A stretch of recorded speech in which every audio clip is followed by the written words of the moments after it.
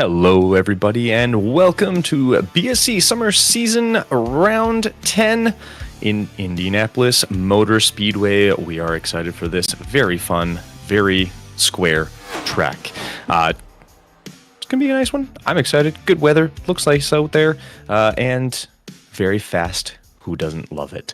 I am joined once again by Dean Hopton, and I am Kenton Sportak as we are making our way through the final bits of qualifying and our practice as we head into qualifying.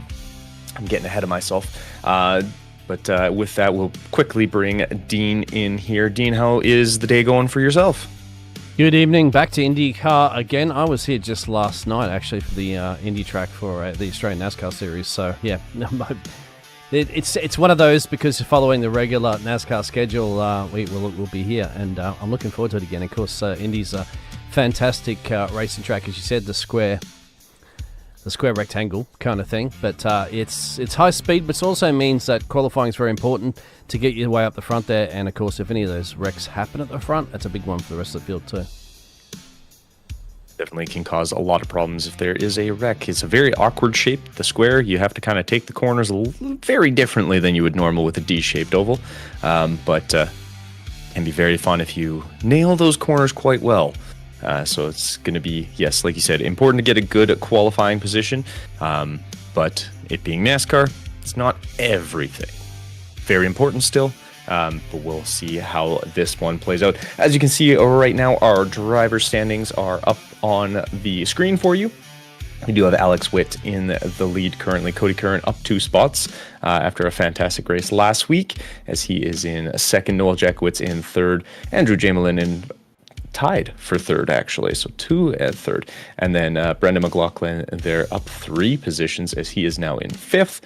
Trenton Kimmel in 6th, David Trogdon in 7th, Blake Lewis and Ben Ruse tied for 8th, TJ Spainhauer in 10th, Calvin Ross in 11th, Joshua Kuhn in 12th, Bradley Young in 13, Armin Brusso 14, Anthony Radel in 15, Terry W. Spainhauer 16, Dan Molinari in 17th, Seth Pegg in 18th, Tom Kuhn in 19th, Josh Keith in 20th, Dan Michel in 21st, James Vogelier in 22nd, Todd Neese in 23rd, Zachary Lewis in 24th, Alec Luino? Sorry, the screen looked really awkward for a second. I was like, I don't know what that says. But 25, Lance Starling in 26, Chancey Matthews in 27, Dylan Freeman in 28, Matthew Epting in 29th, and we don't talk about James's one race. So kept off the screen. But as we move forward, we do have a few commentators. I can talk English today. Seth Pegg in there. Let's go Breakfast Club. Lady Lydia Spainhauer. Go TJ and Brad. Same with Billy Cooper. Go TJ and Brad. And Happy Little Cupcake. Let's go 52. And that will once again be Trenton Kimmel in his 52. I haven't seen his car. But I'm assuming it's the Sour Patch Kids because that's his go-to. So we are doing that there. Well, what's interesting here, my friend, sorry, to look at here before we just take the standings away, is Noel. He hasn't got himself a race win, got himself a pole there, but look at the consistency. We have to call him Mr. Consistency. 7 top 5s, 9 top 10s. So he's always been the top 10 in every race. He's almost been the top 5 every race. It's got to be very due for him to get a race win, isn't it? Yes, and he's had some of the craziest race wins. I remember last season, I think it was, he got the race win from 3rd position and 3 seconds back going into the final corner, strictly because there was 2 lapped cars ahead that got tangled up, clipped the leader hit the wall, car bounced down, hit 2nd place, who was about a second back, and he managed to just go on through. So I'm sure, yes, a little bummed at not getting any wins yet. However, some of his wins have been pretty lucky, and I think it's just balancing the scales at this point. That is a very tricky time. Well, let's see if the famous yard of bricks here for for the Indianapolis Motor Speedway, with a fuel for this evening for these drivers will be 55%. And as you can see, it's been upped from 4 to 3 tyre sets that was originally allocated, so they have more there. And of course, we'll be racing in the middle of the day. Let's check out our weather conditions currently at the moment. Looks like a beautiful day to go racing, my friend. Temperature's nice, cool, 75 degrees, and just a slight 11 mile per hour there with partly cloudy conditions. So it's a great day to go racing at the Temple of Speed over here in the Americas, my friend. Yes, definitely a good time over in Indianapolis, as we are on board quickly with Terry W. Spainhour, as I believe he is not our last car, but it looks like last car out there. We did actually have, and I just need to track it quick to do there. No, I missed it. There it is. We did actually have a penalty from Auto Club. So a couple of races ago now. So Alex Witt did get a penalty. So he is going to actually have a start from pit lane of the next scheduled race, which he is here today. So I believe that should have him starting at the back in the pit lane. So we'll see how that affects him. It is Alex. He is bloody quick, so it shouldn't cause too many problems. But we'll see how it goes. He did finish third in qualifying, so we will see. There's your race analysis of this evening. So we'll go to stage 30 for our stage 1, and then we'll go all the way, of course, 45 laps remaining to go to the end, with a total of 75 laps here for the BSC summer season. Well, as we're getting through the schedule, we'll quickly pull that up at the moment, my friend. We only have 2 more rounds to go. A special event, of course, for the Iowa Speedway. As you can see there's a special paint theme night, and it will be a night race there for Iowa, and of course we'll round it out at the Boot, the Glen International Road Course. Who doesn't love going to the Glen? Yes, but it will be sports-themed night at Iowa, so I'll be very interested to see. I think Alex Witt last year just literally was all the sports he could fit onto it, which was interesting. So he had a whole whack of sports all over the place on his car. Time for our grid this evening.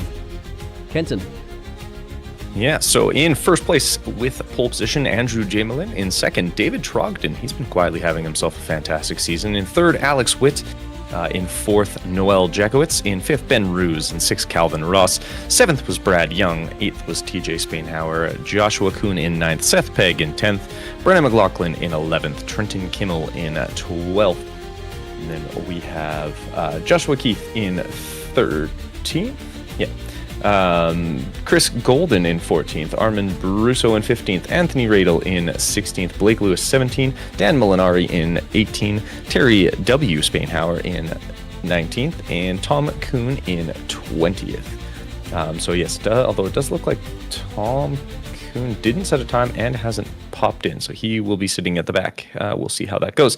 It does look like Alex Witt is in pit lane, so we have started getting this formation lap, I guess, underway. And Alex Witt will be starting from pit lane, so he'll be hoping for an early caution, get himself back on the lead lap there.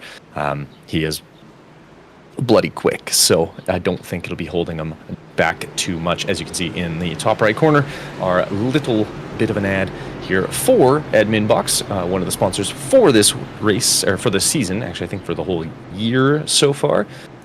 Anyone who is looking to grab themselves a Admin Box as well, it's code BSC-box with 2 X's, as the safety car is in.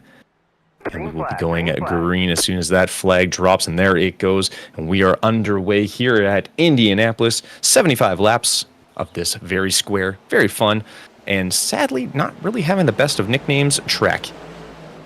Needs to be something better. I don't know why. Indy, come on. What, no Lady in Black, no Monster the Mile? Miles the Monster? Right. Yeah. The Monster Mile. Yeah, Lady in Black is still one of my favorites because it's the most ridiculously put together, and like, unless you know, you don't know how it's that nickname. Great one though. But as they come flying through the first half, we do have Jamelin holding on to P1, David Trogdon, then Ben Ruse in third, Noel Jakowitz in fourth, Brad Young up 2 spots. He's having a nice little start to this one. You will see the cornering is very interesting here.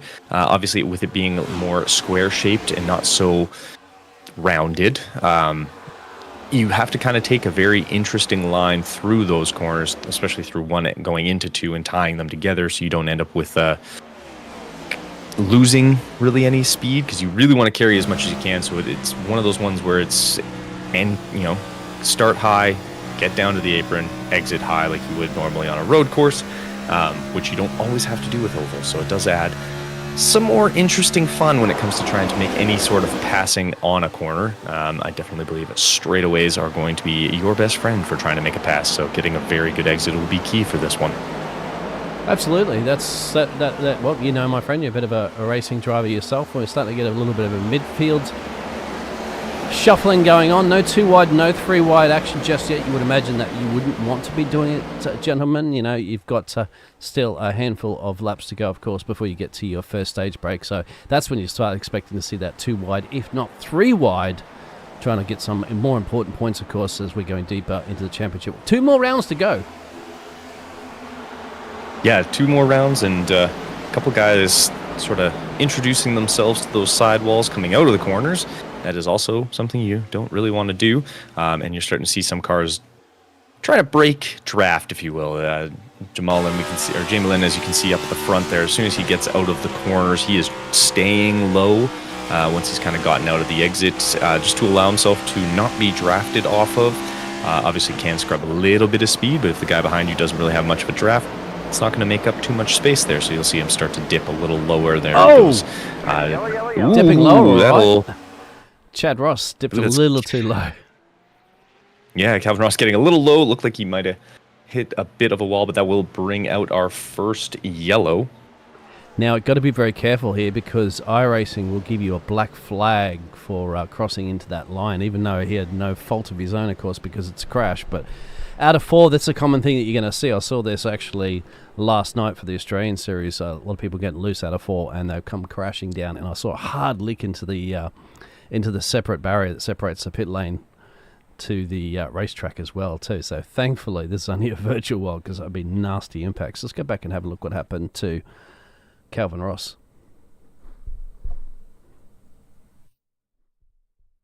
Yes, he is just behind Brad Young. Brad gets a little bit on the apron. Ooh, he almost had a slide. He had a snap, bounced off the wall, and unfortunately caught Calvin Ross there, and that's going to send him around. Yeah, so Brad Lewis, as you said. Well, no, who was it? Sorry, my apologies. Brad Young. In the 89 car there. But these guys do get a single quick repair as well. So you can see that, just that little snap. I think he got a little underneath the white line, caught a touch of the apron as he tried to throttle up, and found himself a nice little snap, spinning him around a bit. Yeah, if you've got small children in the room, make them look away at this one, because Calvin just about got through, and then has to slide all the way down the inside apron into the pit entrance there, my friend. And that's our first caution of the day, which means we're seeing pit stops. Always do that little bit of a splash and dash. 30 laps here to stage 1, so you want to make sure if you can take a free pit stop during a caution, why not throw in some fuel, get a little closer to stage break. If not, make it all the way to stage break. If you're Alex Witt, you're definitely going to be happy with that earlier. I thought he overshot his thing in the background there. You're going to be happy with the early caution, as that'll allow him to get that lap back, and hopefully not to worry too much about having to crawl black during green flag, because would definitely not be the easiest. Probably a lot harder than trying to do anything else. And of course, our first caution is presented by the admin box. You were talking to me in the green room about Premium Race Controller, right, isn't it? You got all the buttons to be able to configure anything when it comes to the lovely world of iRacing. You configure to say, hey, can I avoid that crash, perhaps? As you can see, pre-programmed commands. And trust me, that saves a lot, because I use, we both use Stream Decks and stuff, but you've got to literally go through and program all that, and try to key it up with all the iRacing information that comes in. Well, Premium Race Control's got all that keyed up for you, mate. It saves you a ton of time, and you just push the buttons and get all the information at your fingertips. Yeah, we all like that. making life easier, much more fun.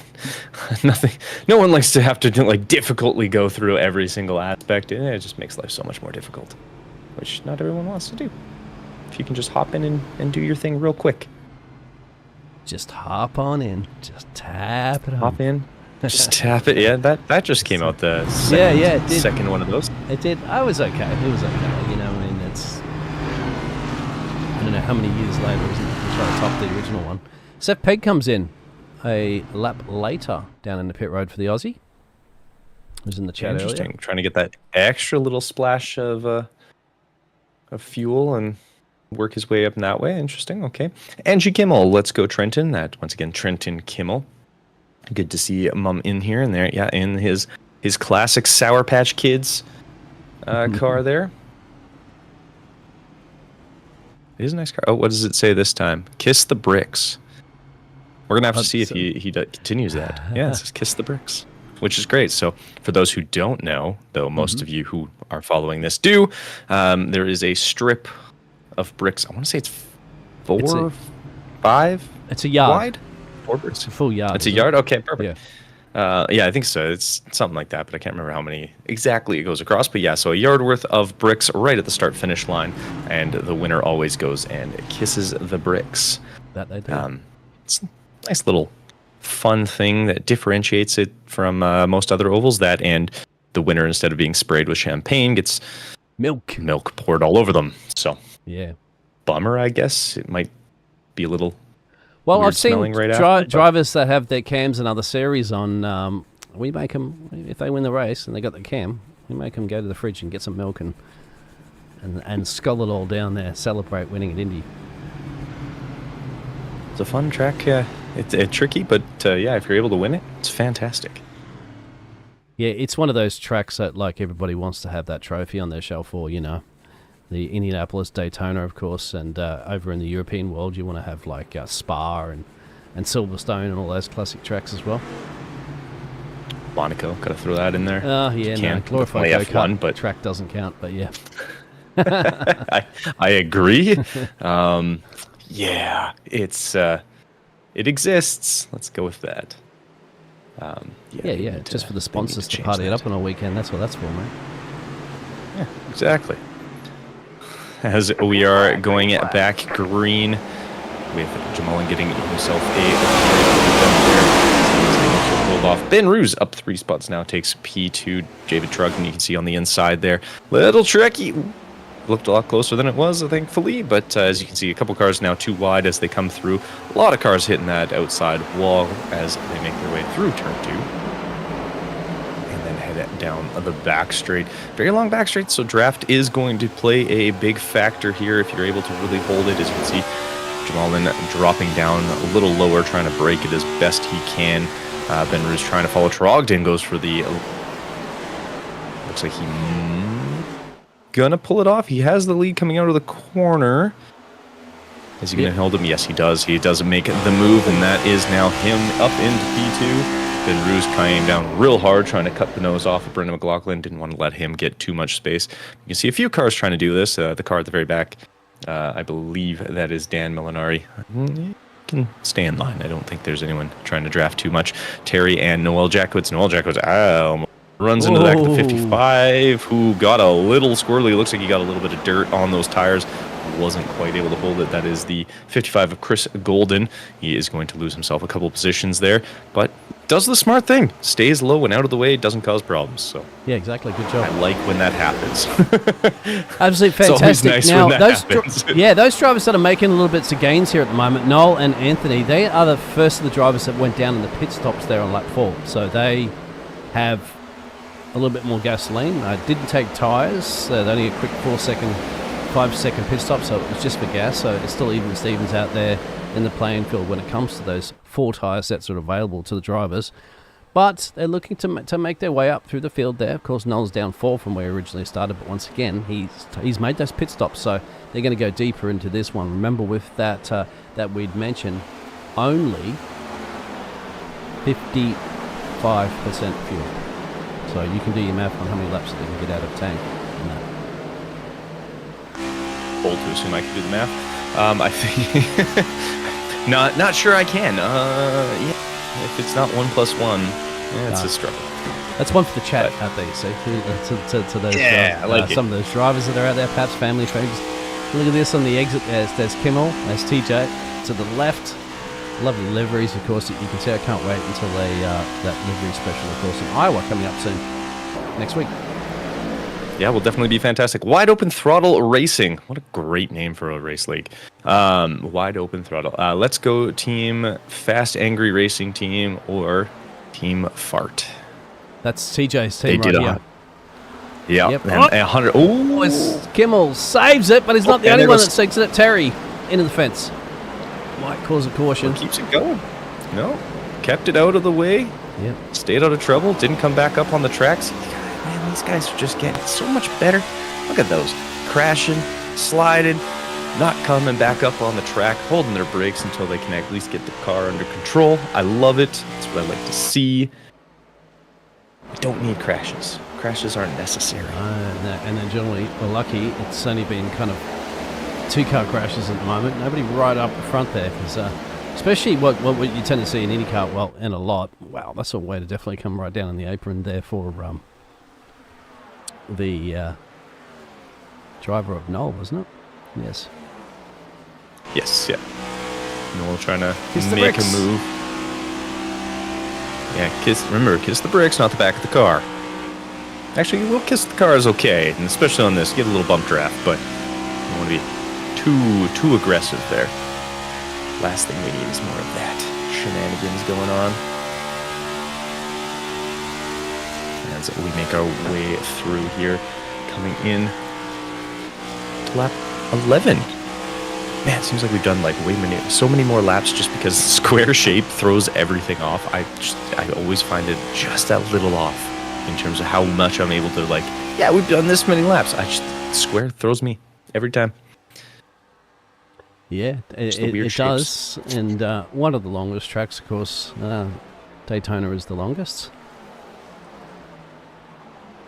I believe. Well, iRacing Super Speedway, if you want to include that one. Yes, yeah. Because I think this is almost exactly 2.5 miles. I think it's hold on to it there, Anthony, and hold on to it, Trenton. Ooh, he hit that one hard. Out of 2.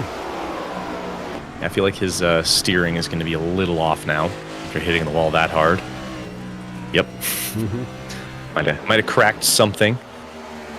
Let's see how that progresses. Andrew Jamalin. Still having himself a great little run here. He is holding on to P1. Has about a half-second gap to David Trogdon there, and then they are free and clear of everybody else. It's about 1.7 seconds behind them to P2. So these two free and clear, having themselves a nice little drive. A nice Sunday stroll on a Tuesday. Oh, as Trogdon has a little blink there, but...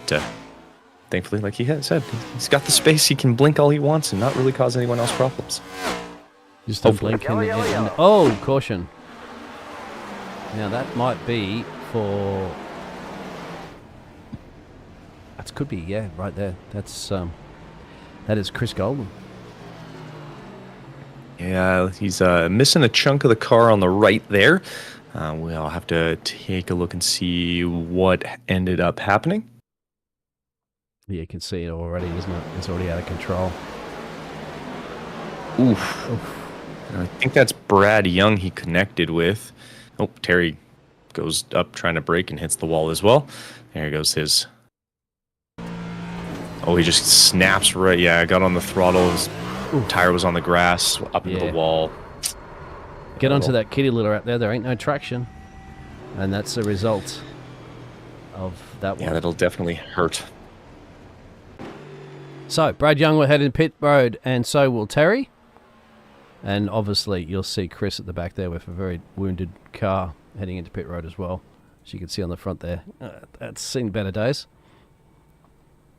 It's not really how you want your car to look. But you do say that. They do have the one fast repair that's available to them. So, do you choose to, at some point, some slight damage on some of these cars, they might just elect to try to chip it out because remember it's a long track, so as long as they can get out and maintain themselves on the lead lap whilst they're on caution, they'll come in there and they'll just get the sticky tape out there, the duct tape out there, and just try to fix as much as they can. Go back around again, jump back into pit road, do some more repairs. As long as they try to stay on the lead lap, that's what you'll tend to see some of these drivers, unless of course the car's way too damaged. In the case of Chris, and he might have to elect to use a fast repair and then get back out, which is what he's done. Smart. Use those fast repairs when you can, if you need to. Like when it's actual damage. Like if you've got a couple of dings, 10 seconds of repairs or something like that. Yeah. At that point, you just kind of say, nah, whatever.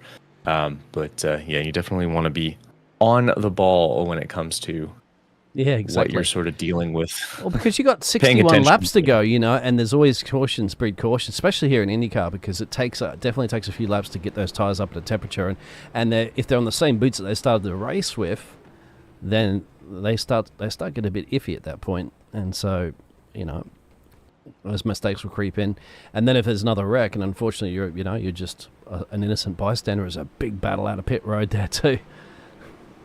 Short pit stops around these drivers. So I don't see them taking tyre, my friend. They're still taking gasoline at the moment. So nobody's electing to chew up those 3 sets that should be available in the garage, because they start with 1 set of tyres. Otherwise, you ain't going anywhere if you don't start with 4 sets of tyres. Yes, you definitely want to be paying attention to I am sort of shocked on adding the extra set of tyres. I didn't think that this track really ate up tires that much. Maybe I'm wrong, but to me it didn't really seem as much of an issue. But I guess I'm wrong. Who knew? Apparently it chomps up tires pretty well. It did for the Australian series that I broadcasted last night. They did chew them. They had... there was over 100 laps too, so it's a little bit longer than this race, but still with a stage break as well. And they had green flags the first stage break, which is very similar to this stage break that we're going to have. But then they went very long for the remainder of the race, and then that started causing a lot of cars getting the fence coming closer and closer and closer, and then a few incidents creeping in, mistakes creeping in. And then once you get one caution, you tend to have a few more to follow after that.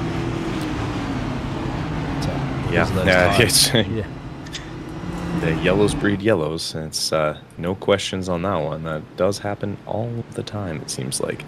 But I guess we'll have to see how this goes. And like you said, only a few people going in. Looks like Brad Young, Dan Molinari, both in for just over 15 seconds, though Brad was dealing with a little bit more damage as he had part of his car missing. Not other than that, not really anyone taking any tires, it looks like. I'm saving them. 15-second pit stop for Chris. Yeah, you mentioned Terry had 48 seconds, but I think he was just fixing some repairs that you saw for the Fast Angry Racing team. Now, the Aussie and Brusso are in the lead. Brusso's the one that's actually in the lead. So they're going to be lining up side by side, of course, for a restart. So we'll see. These two drivers that are at the front here at the moment, they last pitted on lap 4 and lap 5, whereas the rest of the field will come down here on that lap 14. Yeah, so they'll have a little more warmth in those tires. They might get a little bit of a better start compared to coming off of straight up cold tires. Having gone into the pits, they've been running the whole time, so no stopping. Then, tires kind of do cool off. Not too much, but a little bit. So they might miss out just a smidgen. I wouldn't assume much, but just that little bit might cause... not problems, but that little extra grip that they're just going to be able to get might help out off the restart. But they've got 2 very good drivers breathing down their neck, and especially the one on the right. He is known to win a race or 7 a season there in Alex Witt, as he was started from the pit lane, was down a lap, is not down a lap, and into P4, 3, depending on how you want to look at it. So we're just over halfway through our first... coming up to our first stage break at lap 30. So we'll see if we can get there now for the drivers, and that's when they're going to be wanting to at least put a set on. Sometimes you remember you could take 2. I saw that last night as well too. Mm-hmm. Give some drivers a little bit of the edge there to jump some cars in pit road. Always a great idea. As we do get the green flag going once again. Looks like Armin Brusso got a great jump.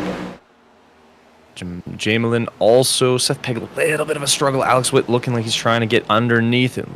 I think he is going to, as he does slide under. So our top three as Jamelin tries to go under Armin Brusso. Brusso taking a very high line. I don't think that's quite right, especially when it leads to you hitting the wall, as he almost bounces back into Seth Pegg there. And we are 3 wide with Noel, Seth, and Brusso, but they drop into 2. Brusso taking really high line. I'm not sure is the best way to go. Seth really going real slow there. Seth, what happened? Not sure what happened there. Oh, he's got a wiggle coming out. Really the way.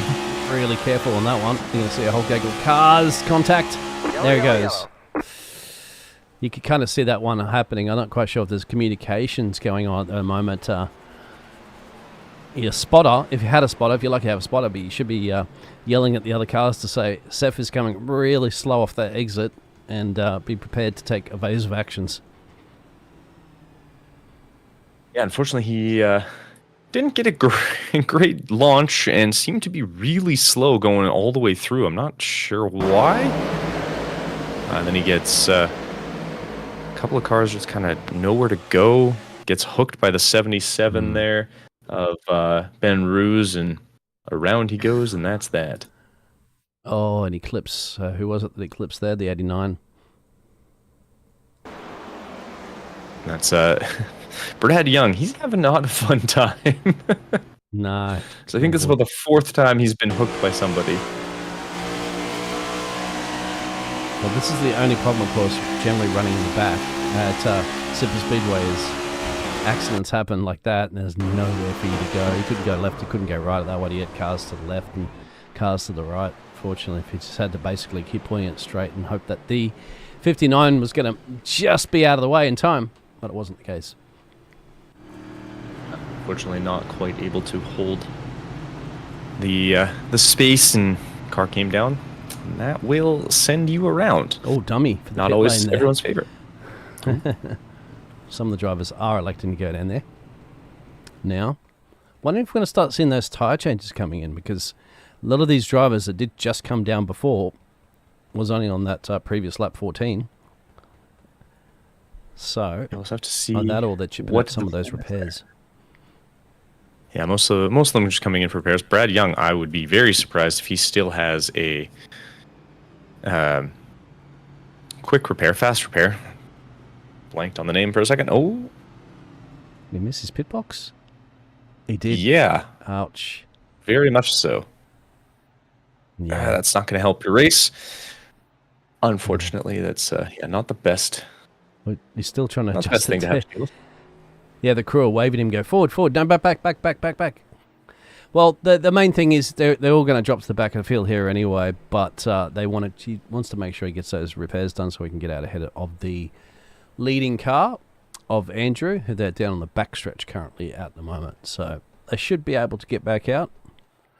Sep's got a few repairs to do there for the Australian driver. Terry's still in there for some repairs.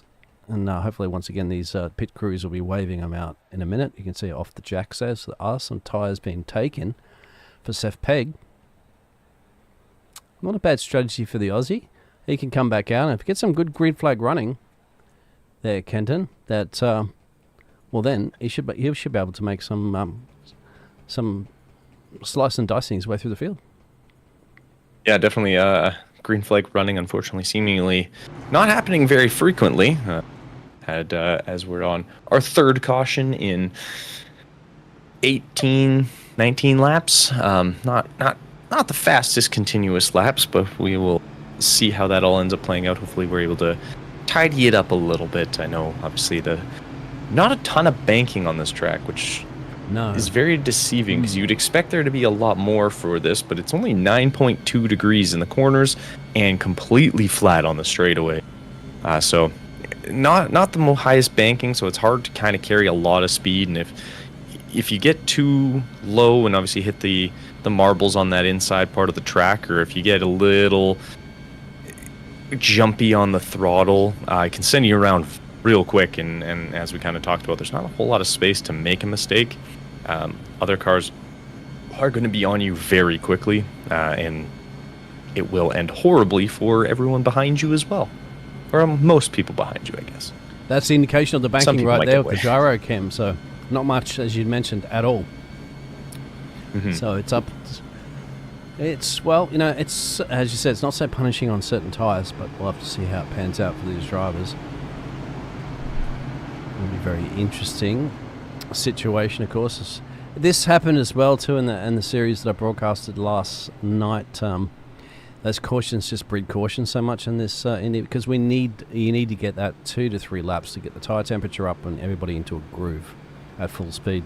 We're not, unfortunately, getting there because the caution's breaking that up again, so we're going to restart and re-rack and do it all over again. Once they get a couple of laps under their belt on full throttle, then things start to get some good green flag runs. Yeah, for sure. And as Billy Cooper says, dang, Brad, catching it all tonight. Yes, he is caught every incident, it seems like, getting connected a lot with some of the cars.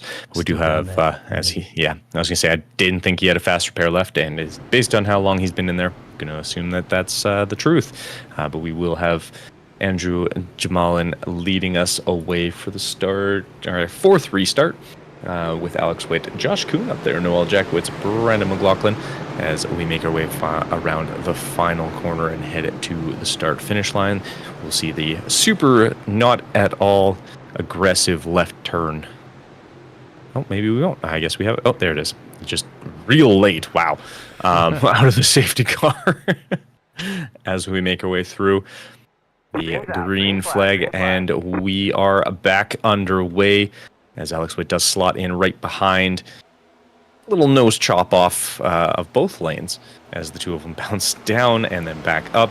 Noel Jackowitz left a little bit on the outside. We'll see if Josh O'Kuhn there can slip underneath and take that position. Looks like he is putting up a fight. Does have TJ Spanhauer right on his rear bumper, but Noel Jackowitz is able to hold on to the position. You can see Jamelin and Alex Witt trying that drop down, as was Noel Jackowitz a little further back, as the Mustang is chasing the other Mustang, followed by the other Mustang. It's a Ford 1, 2, 3. Realize there are other cars. you can use the Toyota or the Chevy. I promise it's no slower. Though I agree, the Toyota. Come on, Camry. Come on, should have been a Supra. I know you said this. You said this last week, my friend. And he's still gonna. Yep. Kenton's got beef with iRacing. Okay, so iRacing, come on, pay attention. Well, it's not even iRacing. That's just straight up Toyota. Yeah. Oh, we didn't get through a couple of laps, unfortunately, and that might have been somebody's going slow there. Is that David's got a bit of damage there, doesn't he? Yeah, Trugden front right is not turning at all. That's normally not how you want your tires to go. That's how you blow 1 or 2 or 3, if not more. Oh! Ooh. You kind of wonder at the moment if Seth's come down into him. Yeah, I was going to say, Seth looks like he had a little bit of a snap of oversteer and went right up into David Trogdon there. So, I think he actually tried to avoid Brusso ahead, and just unfortunately, when he hit the brakes, it snapped to the right, and not a good spot, unfortunately, and unfortunately for Trogdon, not much he could do. So it's going to avoid, but maybe a little. The only problem with that, of course, is that you got to be aware that there's a car on your right when you're going to be swinging out like that. So. That's going to be. I think he actually locked up. It almost looks like he just went straight. Like he didn't even, no movement whatsoever. It kind of looks like he just locks up. Does well to hold on to it. Because he's Yeah, he was turning, but the car just didn't move. Yeah. Well, other than forward, it didn't go left. So unfortunately for Trogdon, he will have the little trundle down pit lane, although it looks like he's already back out a little. This will be good for Brad Young. I was thinking the only thing he could be hoping for right now is a bunch of cautions, so that'll allow him to chip through those repairs if he is in the car. It's quite hard to see. Yeah, from I'm here, not isn't it? 100% sure. Yeah. We've got the cameraman. Get nice, real close. I don't think he is. Can't see a helmet in there. Nope. He's not in the car. Yeah. But taking a break. Alex Witt is, and Alex Witt's coming in. Ooh, couple of dummy drop-ins there. Seth Pegg, not surprised. Trogdon, not surprised. Seeing those guys go in as well. Well, I guess while we're doing this, let's see. He is staying out, so let's bring in the boss man. So hopefully we don't startle him too much. But since he's staying out, we'll have a quick chat. Armand, how's it going out there? It's just indie things. I don't know. I'm pretty terrible at this track, so I'm just trying to survive. It is a very tricky track. Obviously, the squared corners kind of make it a little less fun. I definitely got lots of practice in before we showed up here tonight. So just a skill issue, I guess. Or is the real problem that were you able to snap into a Slim Jim before you got in? Oh, I got all 6 feet of my meat. Don't you worry, brother. Perfect. As long as you get into you got to snap into that Slim Jim before you start your race. Otherwise, what's the point? I could look. Slim Jims are my dirty little secret. I'll buy a box of 100 of the small ones, and I'll eat that thing in like 4 days. I was gonna say I had a box of 20, and we finished it off. My wife and I in like a day. Yeah, it's too much sodium. Dean here, mate. How was the track conditions with the tires? I can tell you what my tires were. After the first stint, I got like 86, so it doesn't seem to be that bad. But we haven't had a lot of green flag runs, so I think it's a little rough on tires, but it's not terrible. We've definitely been on worse tracks with as far as tire wear goes. And have you taken tires at the moment? Because your last pit stop was 15 seconds stationary. Yeah, I took tires 5 laps ago, so the last caution before this, I took tires. Right. Okay. And how do you feel getting yourself inside that, up the front there for the end of the stage break coming up soon? Well, I stayed out so I can get the 1 bonus point for leading a lap, so I'm just hoping that I can survive in the top 10 and get the stage points, because every point is important.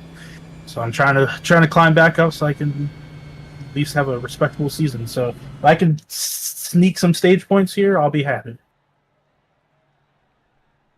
That's perfect, and who doesn't want to sneak in a couple extra points, right? So we will throw you back in so you can get back to racing. I think we're going to be going green next lap. So best of luck, and hopefully we're chatting with you at the end. It would be a miracle if we're chatting at the end, but enjoy your night, guys. You never know. I've seen crazier things happen. Yeah, but that was Armin Baruso there. Yeah, exactly. The world could fall apart halfway through, and guys are just spinning in circles instead. So who knows? Indianapolis is a grand old time. Once again, admin box there. You can see the little ad. If you are looking to get your hands on some, it is code BSC-box with 2 X's to get yourself a nice little discount. But we are getting closer to our 5th restart on this one. Stage break will be coming up in about 5 laps. So we're not going to be going very long here. As we are lap 30 will be stage break for this one before we go another 45 till hitting the end of the race at lap 75. And as you can see on the screen there, Iowa next week, and then Watkins Glen before we take, I believe it's about a week break before we jump into our fall season. But as we are going around, I believe this is the final corner before, or are we on the back straight? Yep. It's hard to see. Turn 4 coming up now. Turn 4 coming up, okay. It's hard with the square. It throws me off all the time because it's like, is it the end of the lap? Is it the start? Is it turn 1, 2, 4? Yeah. None of it's easy. And the start-finish line's not exactly halfway down the front stretch either. It's 2/3. Yeah, they like to be difficult, as there is the weird drift out of the pace car as we are getting ready to go green. You can see in the top left corner, Barney with his green flag, as we have hit the restart zone, and Jamelin does get himself a nice little jump. We do have TJ Spainhauer up into 3rd. He's got the space on the inside. Looks like he's going to tuck in, and yes, Joshua Kuhn does slide in behind him. I got Joshua Kuhn, Joshua Keith, right in one after. Yeah, Keith and Kuhn, actually. It sounds like a law firm, doesn't it? But it's Joshua and Joshua. They are brother-in-laws, I think it is. There's the connection there. And then Tom Kuhn, who did not actually end up starting the race, he is the father. So, nice little family get-together every Tuesday. As we can make our way. Blake Lewis still rocking that fantastic MTV livery as we are 3 wide coming out of and into the next corner. That was 3 wide. That's never a fun time. Oh, well, it is on the last lap of the race, of course, and he's just gunning it for the race win, and they're going to get to trading paints and door banging for sure, but not before to go at the stage break if you're running back here in the field. Yeah, definitely. As Brusso goes up a little high and Alex Witt just slips right underneath. Looks like Seth Pegg having a little bit better of a time.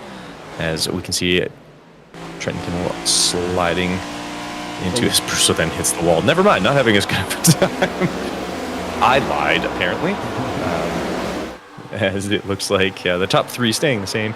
Further back, we got some ducking and diving as guys trying to jostle a 4 position. Top 10 does get points as we make our way through ever closer to that stage break as we come into the start of lap 27. So only a couple more laps here of stage break, so definitely want to make a move or 2 if you can. Get yourself into that point scoring for stage break.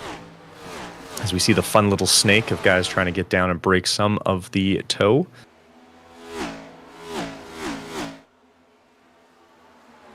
Yeah, starting to break away at the moment, which is perfect for what Andrew would like, having that almost a second gap over Noel. He's doing a fantastic job, and I want to put my money on Noel because he deserves a race win.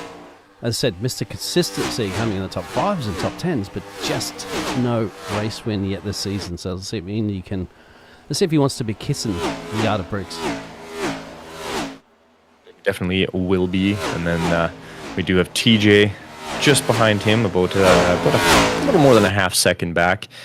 So a little bit of a gap starting to show. This is, like I said, it's not the most straightforward track, just with those squared corners. And as Brusso said, it can be a little difficult if you don't nail them every single time. You obviously want to be careful of all of the marbles down there on the apron. You can see Blake Lewis kind of just staying above that white line. Definitely want to do that because those marbles can, or the wall, can send you for a bad time. With that, the revamp of all the marbling and debris that can end up on the track, it's definitely been noticeable, I find, since that update and change. Cars are definitely affected a lot more than it used to be.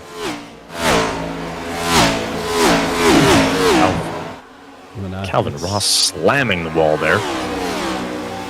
It's a sensation of speed too. Oh, we got a caution. That's probably going to end the stage break. Oh, I think that is stage break. That was called, actually. Yeah, usually they have to complete almost half a lap on that one, but that is a stage done then for sure. And obviously GG's to Andrew. Yeah, being our stage 1. Yeah, We'll wait because they're all going to come in for pit stops. So I'm going to wait until he gets in this pit box because the last thing we want to do is have him miss his pit box. It be James's fault. Even though he's not here, it's still James's fault no matter what goes wrong. It's the way it always is. If the guy's not here, it's his fault. Well, believe it or not, I had a straight in the Australian NASCAR series one time. We actually had a driver commentate the whole race whilst he was driving. And he actually finished inside the top 3, I think, as well. It's pretty remarkable, isn't it, the concentration? No, pit stops. Unless we don't know the pit lane is closed, you can see the red light on it, so they cannot go in yet. They're still under full race pace condition at the moment too. Oh no, we are at a caution. My apologies. Yeah, we are under caution, but no one's really going slow, and I have no idea where the pace car is here. Still, there he is. Interesting. Yep, got it now. There we go. The pit lane had to wait for one more lap, which means that the pit stops should open in a second. You could probably pull Andrew in. We'll obviously just be quiet when he does box. That's up to you. So if you we can. I thought he was going in right there. I didn't think he was going to be coming in. So yeah, we'll quickly bring Andrew in here, have a nice chat with him, but we'll go silent once he gets into the pit lane. I just noticed he does have a yard of bricks on the front of his car, which is a fantastic touch for this, by the way. But Andrew, how was? Congratulations on first in the stage break there. How's it feeling out there? Yeah, it's feeling pretty good. Honestly, so far no issues. Definitely feels like clean air. Helps a lot because, I mean, feels like nobody's been able to pass. But yeah, otherwise it feels really good. I guess so far the experience here at this track has been helping out a lot. But yeah. Yeah, you seem to be taking those corners and nailing them every time. Not as many people have been able to do so. There's been a lot of door banging and wall banging that we've seen going on behind you, but not so much up front. You've kind of get yourself a little bit of a gap and just run with it. We'll let him have a... Yeah, he's just about to box right now, so we'll give him a second to focus. Yeah, it's been a pretty solid day so far. I've been trying to break the draft behind me, keep that gap, and then just try to aero block as much as I can. So try to manage that lead.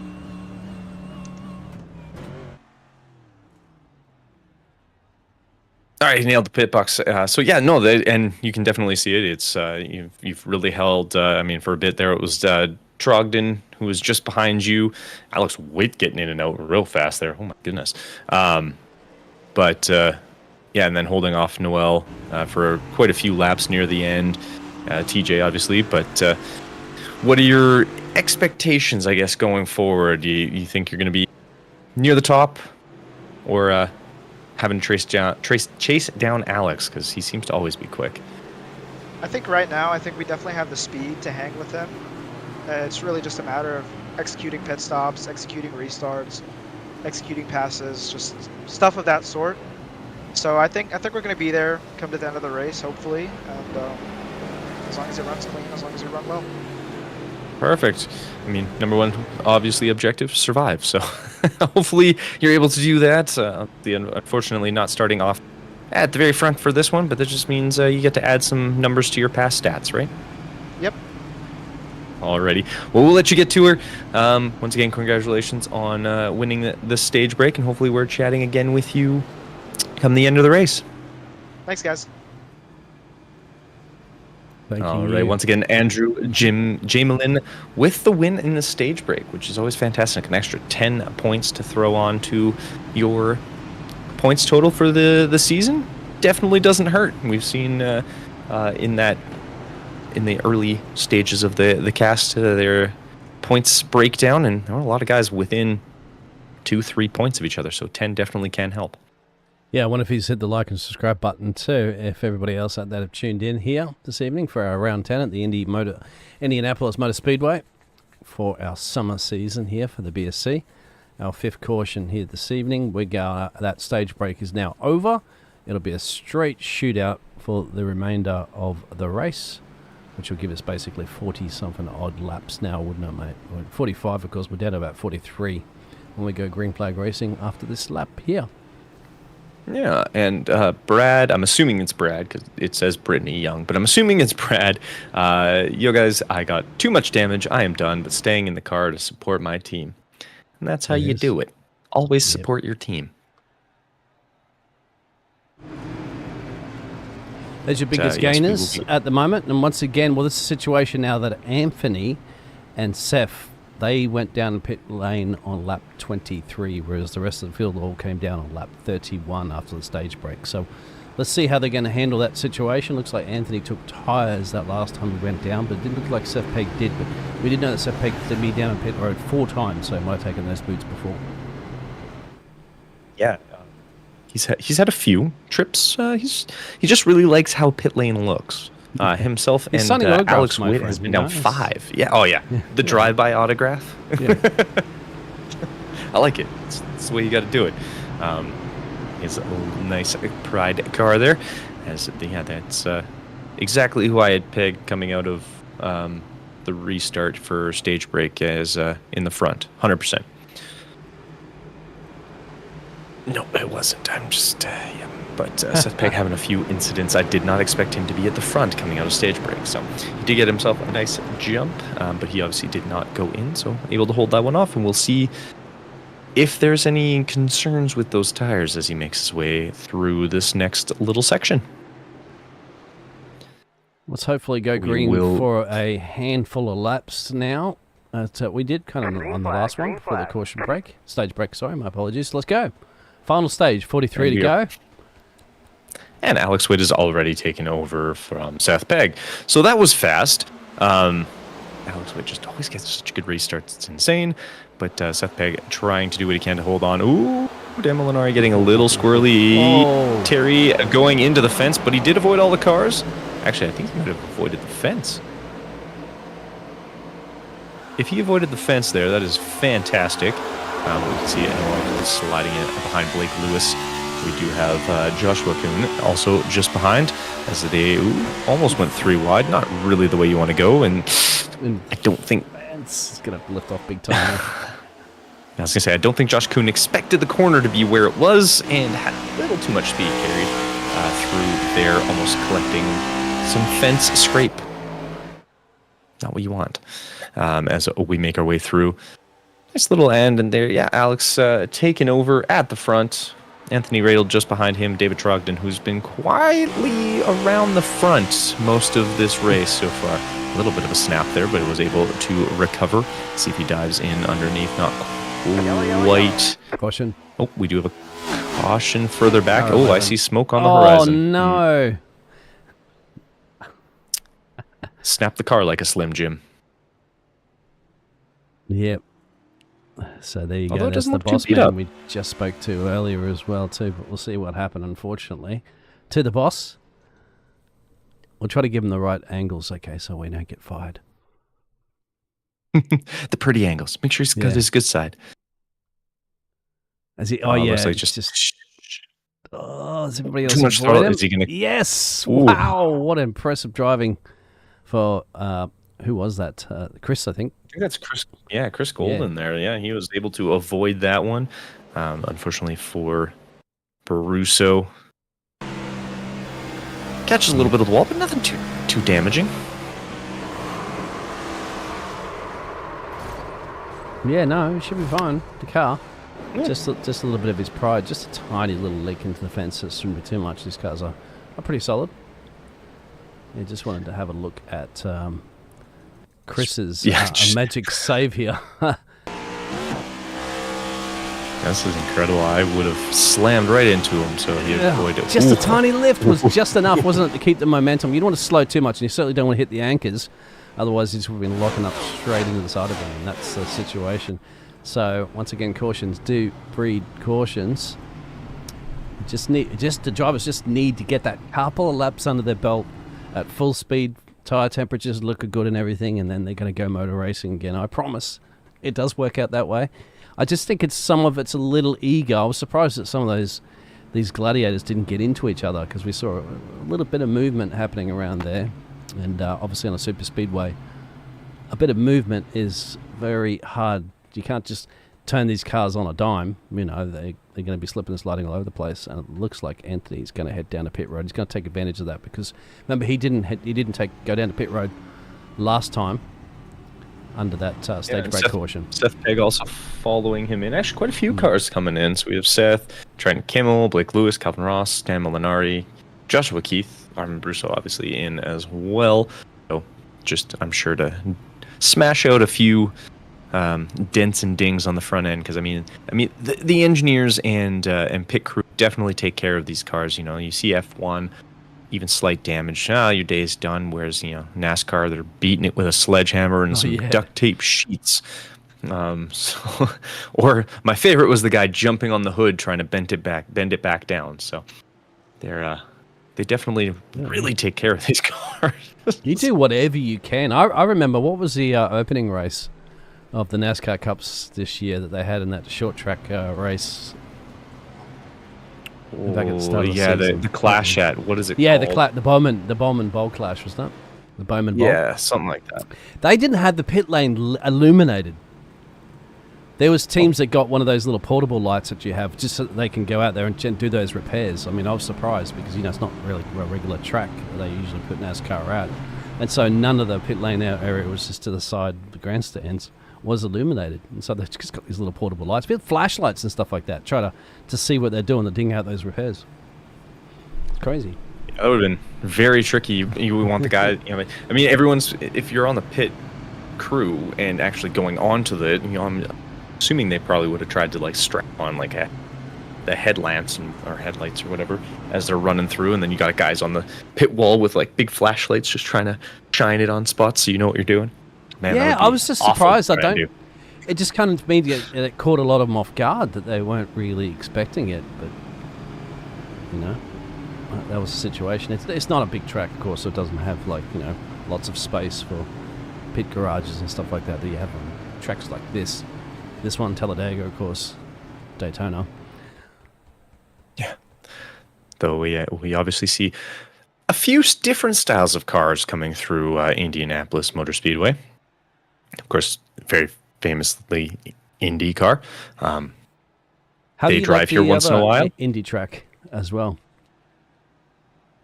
The road circuit? No, the other oval. The other oval from Indianapolis. I didn't even know there was Indy. one. Yes, sir. Huh. It's an iRacing. If I'm not mistaken. What? Perhaps somebody can help me out in the chat. Indianapolis has 2 speedways? Yes, sir. Ovals? It's not the road course. I might have to Google that. Whilst you're Googling it, type yourself in the admin box with the 2 X's.com for your premium race control. You're Googling it now, aren't you, Kenton? I am, 100%. I'm there. I swear, I've done a broadcast of a couple of them just recently. Lucas Oil Indianapolis That's Raceway Park. Lucas Oil. Okay, Lucas Oil. That's the one. That makes sense. Okay. So I totally forgot that existed. I'm not going crazy. I do. No. Okay. Oh, but I was very confused. It's what? What are we talking about? I don't think I've actually ever raced on this oval. No? Now that I think about it, I don't think I've even casted on it. 2 races last week on it. Because it's... Okay, so yeah, there's a drag strip. There's a mini oval, which is 0.686 miles. And then there's the road course, which is about the same length as this track. Okay. And a quarter mile. They're trying to get up 3 wide in the race start at the moment. I'm going to be tucking in 2x2 here, gentlemen.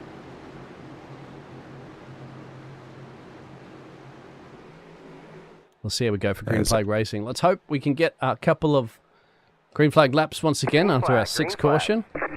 Barney waves. Alex Waite gets himself a great jump. David Trogdon trying to do the same up the inside. Andrew Jamelin. I will eventually stop butchering that name. Trying to make his move. McLaughlin getting real close to the rear of Trogdon there.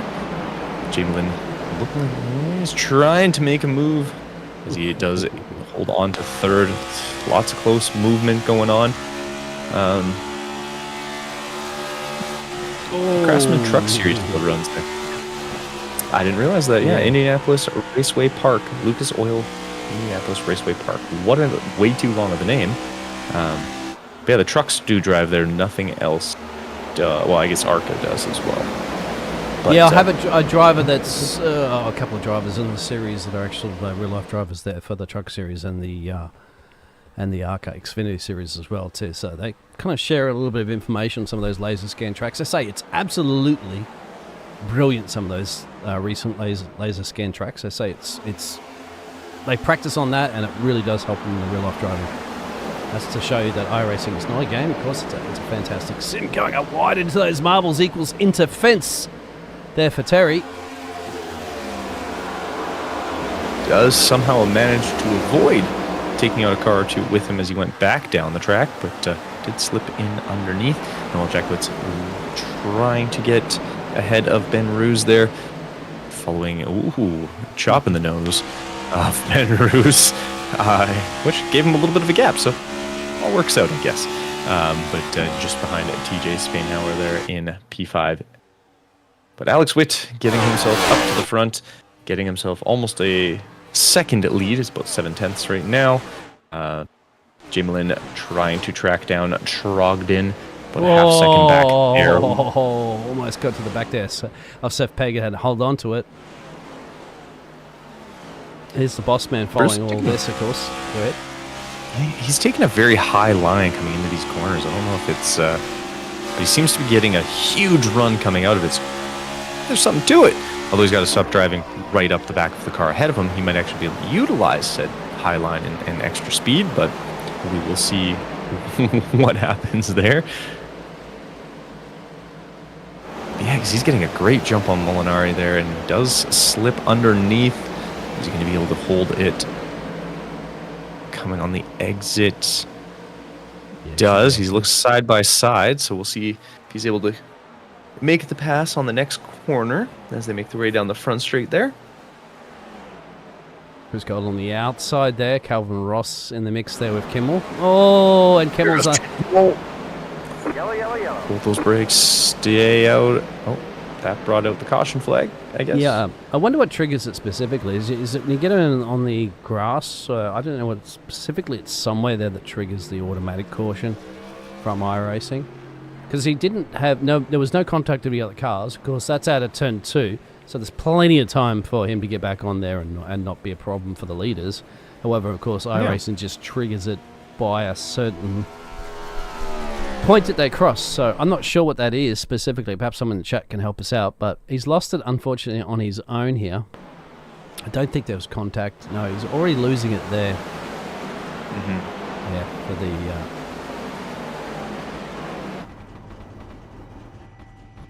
number 52. The number 52, Trenton Kimmel going around. I think we should bring in our other and have a chat with him. We haven't chatted with Seth. And I feel like with his... How many times he's gone down pit lane? He's on... Yeah, I'm not sure if Seth's going to go in for his... I think it's like his 13th pit stop on the day, but we'll bring him in real quick. If he does go in, we'll... It's his 5th. Let him...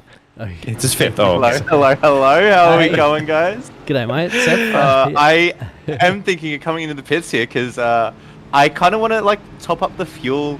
These tires are fine, but I want to try and get as late as possible without having to need to pit, so that I can have fresher tires at the end. So that's going to be my move here, I think. So he is going for his... It'll be a 6.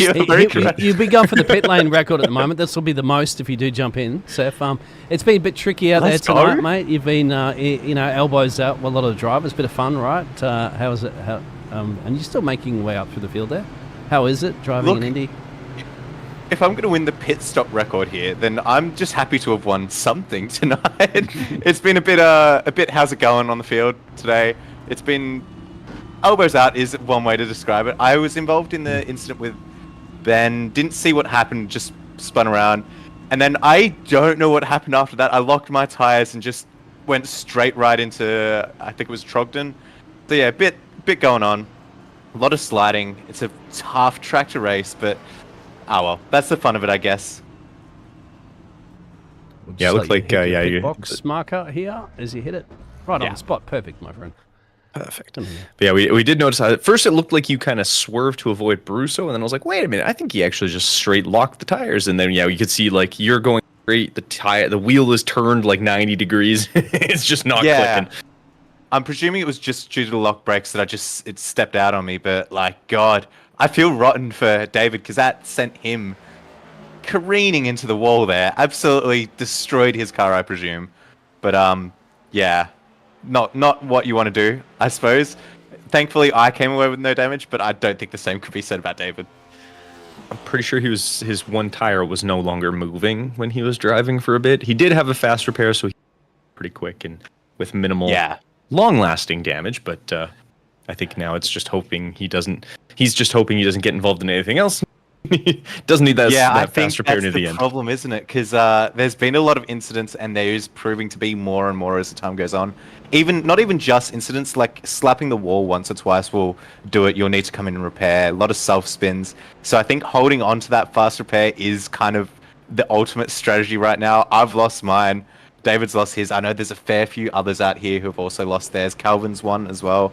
So I think anyone who's got a fast repair right now is in a really good spot. Anyone who doesn't, they've got to learn to play it safe.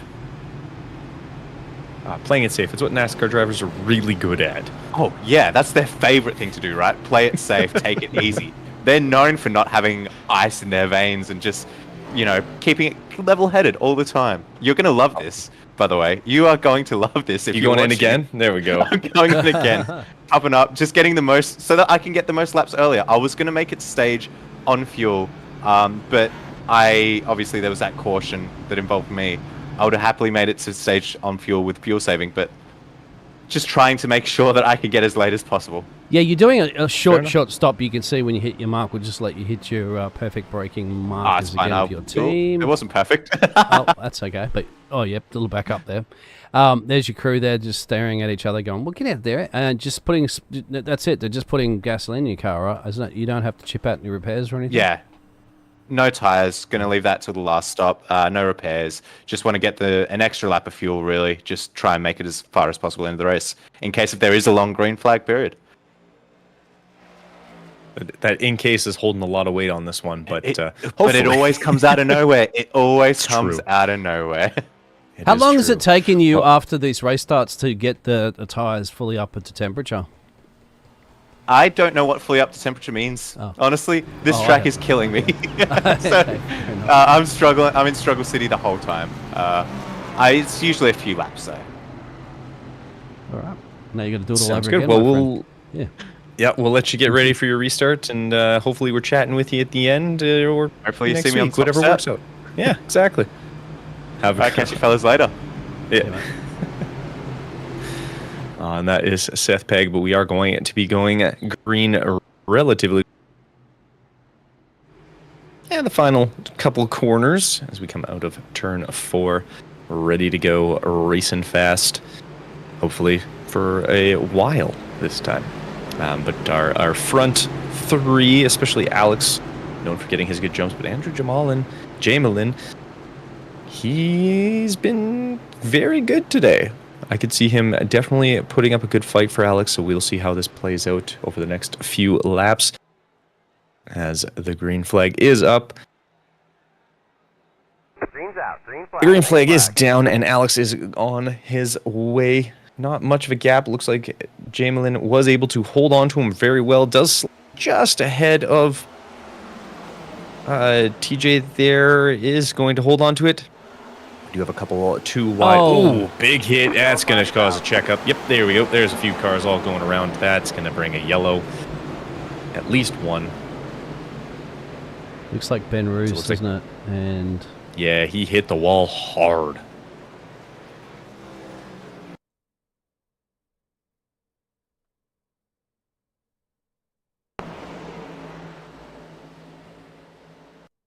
Yeah, you can see he's trying to just correct it there, and that wall just comes out and bites you pretty quickly, and then the 11 gets into him as well.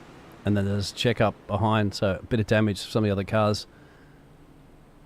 That's also the 21, isn't it? Yeah, that's Anthony Radel there. Armin Brusso got involved. Looked like... I was trying to see who... Dan Molinari might have gotten out of that one. Oh, he just got clipped at the end. Nope, Molinari runs into the 4 car. That's Joshua Keith. Yeah, there's a whole bunch of banging and clanging going on there. Probably a few cars having to run in for some repairs. Ben Bruce was involved in that one too, I think, maybe. Oh yeah, he's goes all the way up to the wall. That's right. Bang, and then he gets hit in the back. I think that's Radel that hits him in the back, and then he gets hit again from Joshua Keith there. So he has his front end and back end. I think Chris... I don't think Chris was. You're going to see this. I think he actually gets away with it. I think he might, isn't it? Because he's been unfortunate. Yeah, no, there's just a little bit of contact there. Just depends on how much that does to the front. Oof. Only Chris would know that. Shouldn't have done too much to the steering, but there it is, my friend. Seth with the smart move to dive immediately, basically, into the pit exit.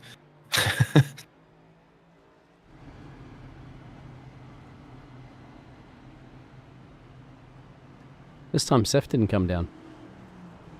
Oh man, how's he going to win? He's only on 7. Yeah, Anthony's going to be close to taking that out soon too, because he's now come down for his 6th time. So has Ahmad.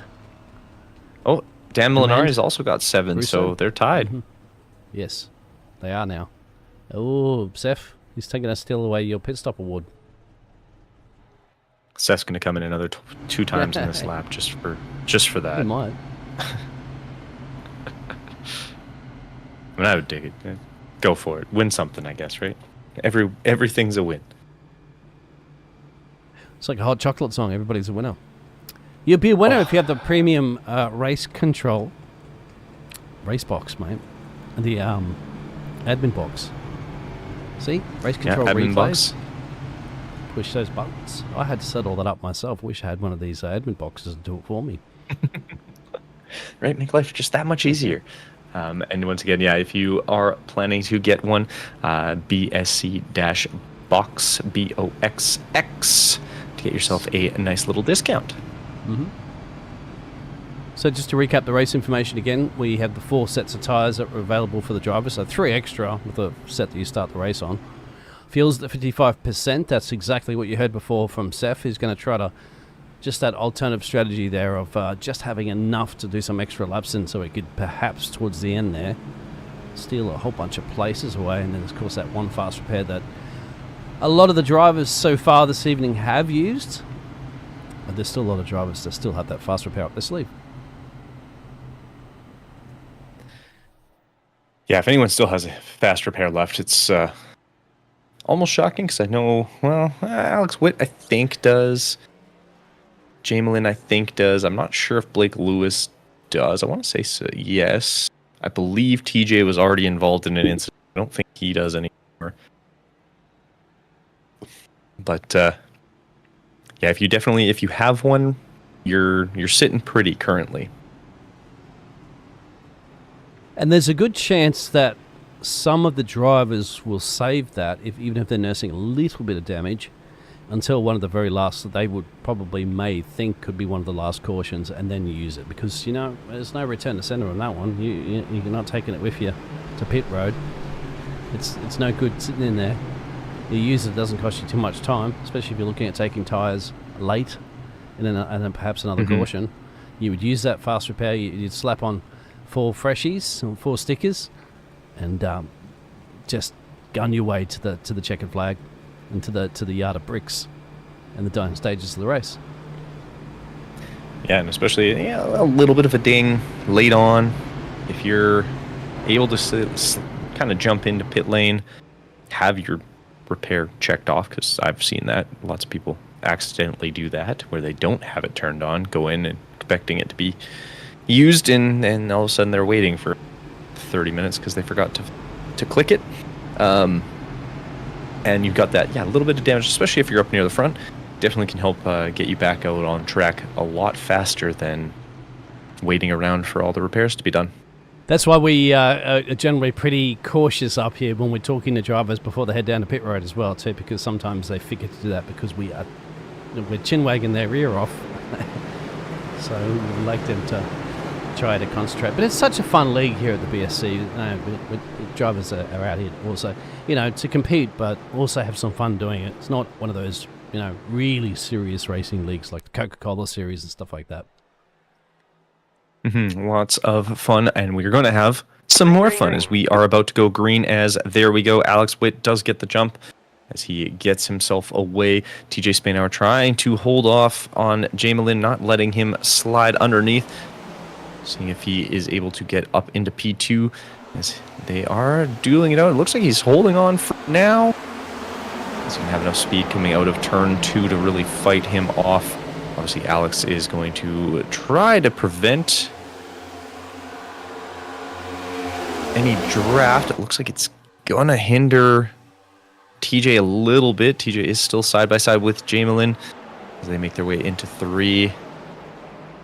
Gets a little bit of a lead. It might be able to actually fight him off if he gets a good exit out of 4. And yep, there he goes. Oh, Blake Lewis is sideways, but he saves it. Maybe. Oh. Come on, Blake. He does save. Oh, and keeps it out of the wall. And he keeps going. Oh, now he's doing donuts. Got back on the throttle a little too early. Look at this, my friend. Look at this. Something's not going to work out here. If it does, I'll be very, very impressed with these drivers. Oh, we have a caution, though. Yeah. That's for Terry. I think Terry's gone off into the grass. And there's Terry. contact. Yeah. Looks like David Trogdon and Terry Spainhauer as well. Crab walking doesn't have steering. Oh, yeah. You can see that. It doesn't look too bad for the steering, does it? But it's hard to tell. Oh, we'll go back and have a look at that one. Yeah. There's a spin in the background. He wants Blake his Lewis doing his MTV. donuts. This is almost 5. You can see almost 4 wide at some points, and it was inevitable that something's going to happen. Believe it or not, it happened behind him there. The 10 and the 33 getting into each other. Not the easiest one to straight say who it was.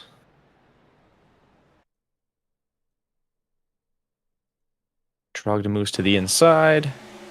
Terry. Oh, there. Terry goes down. Trogdon tries to come down at the same time, and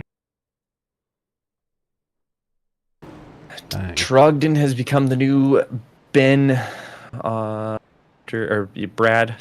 Young. As Brad Young no longer here, Trogdon has been hit almost seemingly every caution that we've had, at least for a little bit. At least this time it wasn't Seth. Blake Lewis, wasn't it? Have a look at earlier as well. That's the spin. We'll have to rewind that just a little bit because we want to see where the spin started. Maybe he does get clipped. It's hard to say, isn't it? Let's have a look. Yeah, it did. He does. He did get clipped. Okay, so Brendan McLaughlin gets. Brendan Brendan McLaughlin was there. Fighting to save it here. He had it, and the momentum of the car still trying to swing him down. He's trying to straighten it up, clips the wall a little bit with the rear. And then does the right thing, force the car to spin so that you're carrying that momentum into the fence. As we've got pit stops now and the live pitches. I know everyone's surprised by this, but Seth Pegg going down pit lane as well. No, Seth Pegg dummied it. He came back out. Ooh. This is what he was talking about. By chipping out the extra fuel that he put in earlier, he's going to jump his way up to nearly the top, of course. It looks like Calvin Ross there, and Anthony stayed out, but that's just earned him a whole bunch of track position. Yeah, and track position is very important on this track. Obviously, it being a little more speed focused is a good thing, but I would take the track position in all honesty. Get yourself a little higher up, less people to have to pass through the end of the race there. And you're super fast. Andrew Jamelin, Alex Witt have been kind of running over everybody. They're now 8th and 9th, so you got a little bit of a gap behind them. See if you're able to make it work.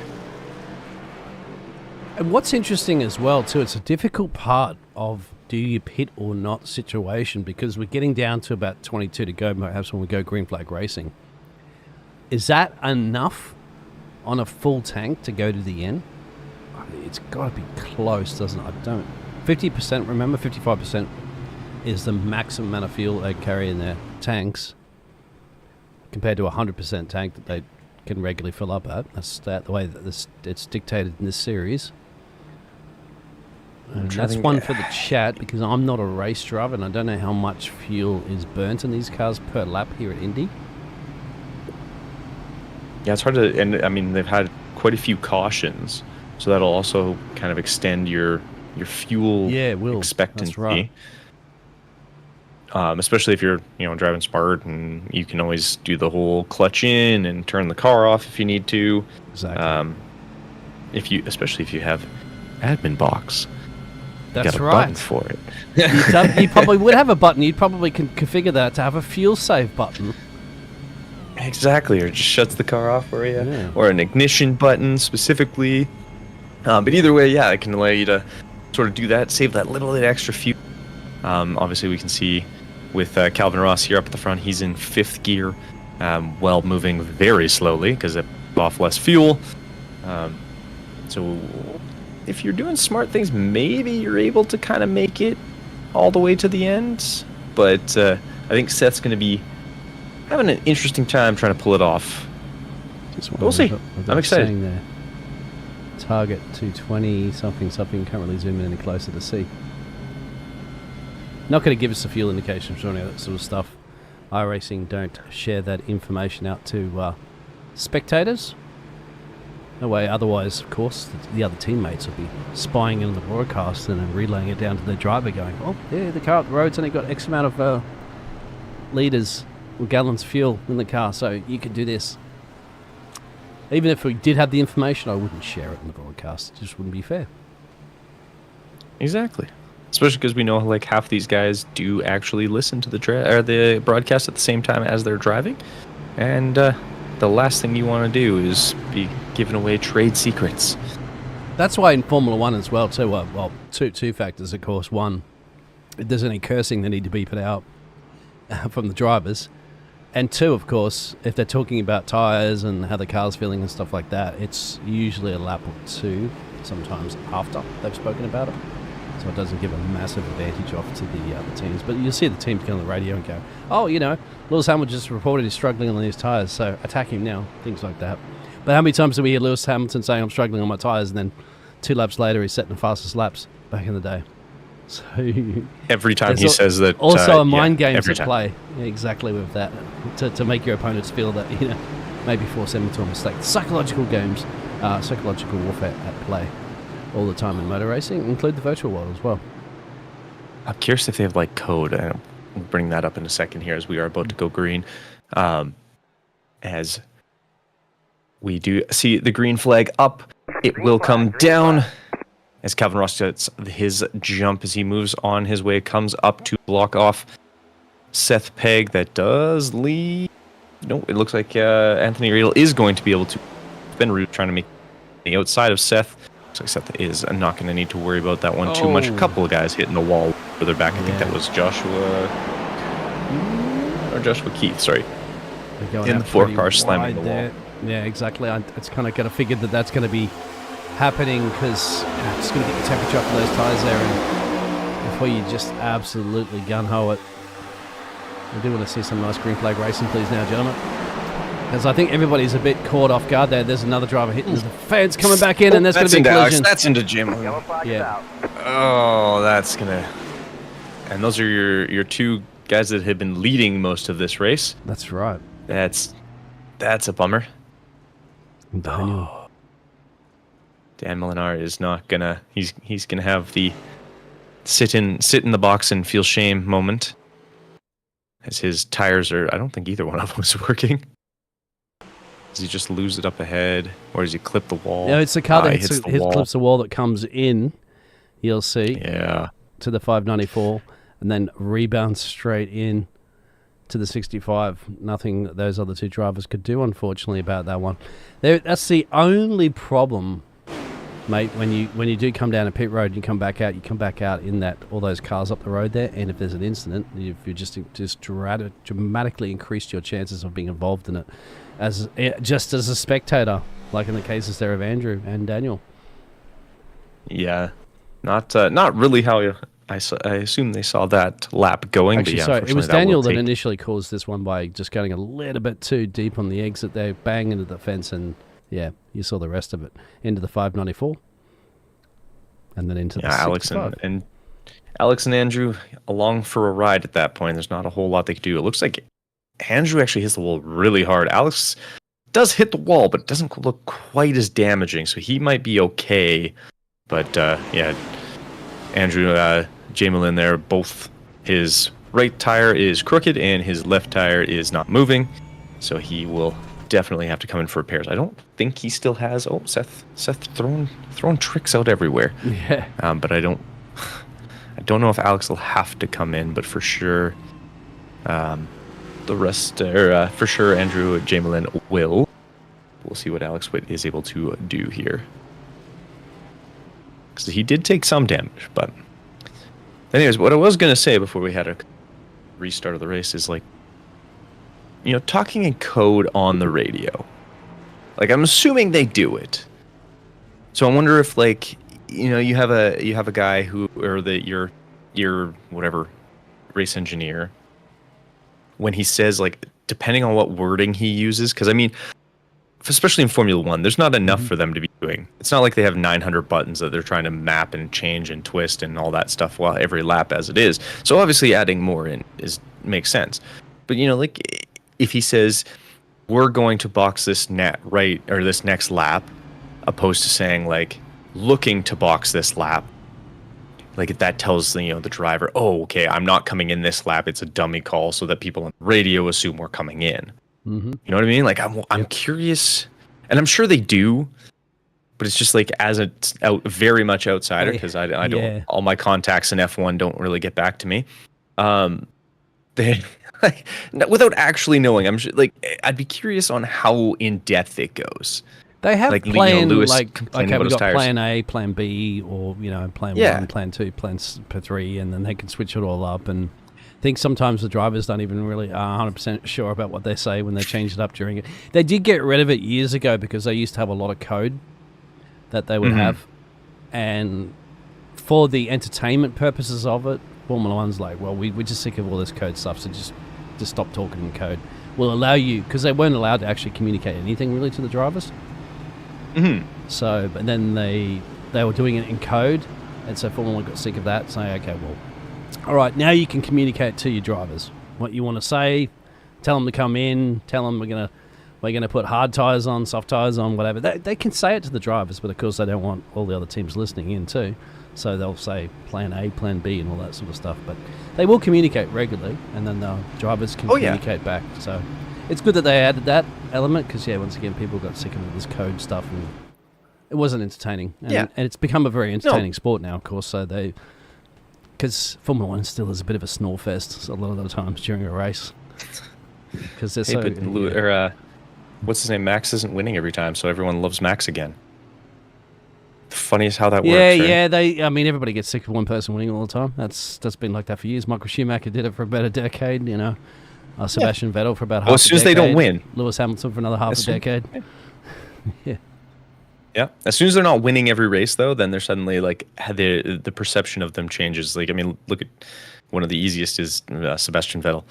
He, with Red Bull was winning all the time, and then he left. Yep. Ferrari, people kind of still, Then by the end, in the last few years of his racing, everyone was like, he is the greatest. We all love him. He's such an, it's like, it's no different. It's just, the car is garbage. Aston Martin, thank you. But well, like, they pay for, because when you're developing a team and developing a new car and all that sort of stuff, you pay for one experienced driver to come in and help you out to develop it. And they're way aware that they're not, Sebastian knows that Aston Martin's not going to be winning championships back then, for sure. He's in the team, should be by now, but good paid. That's a whole but in the story. team to develop the car into a winning car, they've been focused on their 2026 car for a long time. Actually, that's why they got the best engineer out there as well. Adrian Newey. Who's been working on that since last year, almost immediately since he came to the team. He's not even worried about this year's car. So we'll see how it all pans out for next season's new regulations. And that's what Formula 1 does too. They chop it up every 5-6 years just to mix it up a bit. Otherwise, you get the same teams that dominate all the time. Exactly. Although not necessarily. Red Bull, after winning so much, seems to have not forgotten how to make a car. So, but we are going back green here. As Calvin Ross gets his jump in, ruse just behind him. Seth Pegg trying to hold on to third, but it looks like Alex Witt is able to slide by. Alex Witt does have some damage to the inside left, and that is going to send Alex around. That's going to send Anthony Radel around. That's going to send Joshua Keith into the wall. That's a big one. Yep. This is going to sound funny. I think that might be on it. All right. I think Seth Pegg was down on the line, and it looked like Alex tried to come down on him. Seth is still ahead, or still crossed over. Oh, he had to check up into Radel. Okay. You know what? That's then okay. I didn't see the check up into Radel at first. I just saw him come down on Seth. But that car exploded up top there. This is once again the only problem that you have, because the high-speed collisions here at the Super Speedway tend to involve a lot of cars, and you at this point you might want to be doing like what Seth Pegg did by gambling before going down a pit lane there, getting some extra gasoline, so that he can be running up the front here, and if these accidents happen, you're less likely to get involved in them. Yes, the fewer cars ahead of you, the less chances of being involved, and you can see that one front tire of Joshua Keith is not facing the right way at all. Yeah, okay, so Alex had to check up going into Clips Radel, and Seth was right there. Seth keeping it out of anything was impressive, and Trenton Kimmel as well, both of them taking kind of the escape road, if you will. See all the scrape down that side, but yeah, he checks up, hits Radel, and then Seth unfortunately is just there. There's nowhere for Seth to go at that point. Still manages to come out in P3. Right. Yeah. So unfortunately for Alex Witt, just not a whole lot he could do either, and just an unfortunate circumstance all the way around. It's like yeah, he's coming in. He hadn't been in since I want to say like lap 36, so he's blinking his way across the line there. Anthony comes in, Joshua come in as well too. Some of those drivers might be chipping out some of that, or the fuel as well too. We saw that before potentially. That'll leave the top three drivers who went in on lap 47, 44, and 47, and then you have the other drivers of Alex, TJ, Kimmel, Lewis. Went on lap 54, basically the last caution that we just had. Yeah, Alex Witt staying out I mean, he didn't hit any walls, so he shouldn't have too much damage, but you can definitely see a little wear and tear on that thing. He's coming by. I lied. He does have a lot more damage than I thought on that right side there. So we'll see how that impacts his car, but I mean, he is bloody quick, so maybe it won't do anything. But it looks like Trogdon and Keith both in there. In the pits right now. It looks like Joshua Keith no longer has his either. Terry is done as well. That's one thing I would like iRacing to share, and with this for the spectating course, is the amount of fast repairs that drivers have. It would be nice for us to know that up here. And it doesn't really matter if the other drivers know if they have fast repairs or not. It's not really that much of an advantage, you'd say.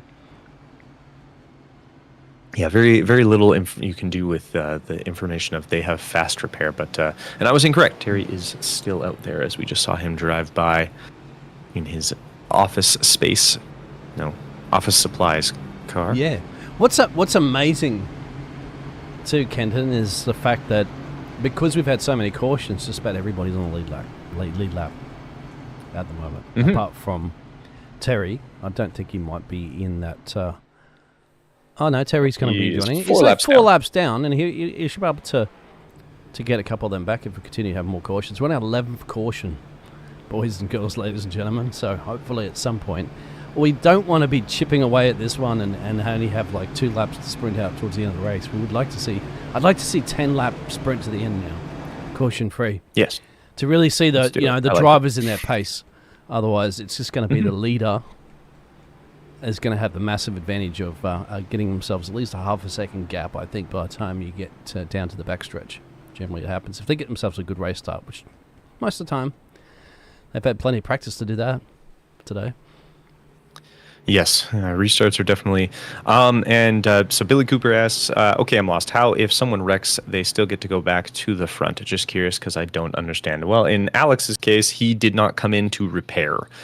He was involved, but didn't go into repair, so his car, he was already near the front, and then the choose cone.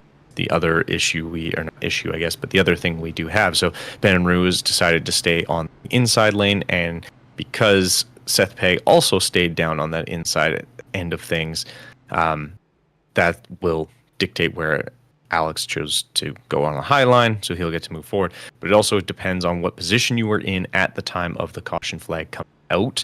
And because Alex did not go into the pits itself, he maintained what position he was in because his car was still moving when caution came out. It's a weird kind of thing with iRacing. In some situations, I think it needs to be tweaked. Like, I know Alex is fast, and he probably can at least control the car he is currently nursing, but unfortunately not many people could, so I almost think you should have to come in at that point, almost meatball worthy when half your car is hanging out. But he can still kind of drive it, so it's just a weird tweak to how iRacing sort of decides where you were at the time of the caution.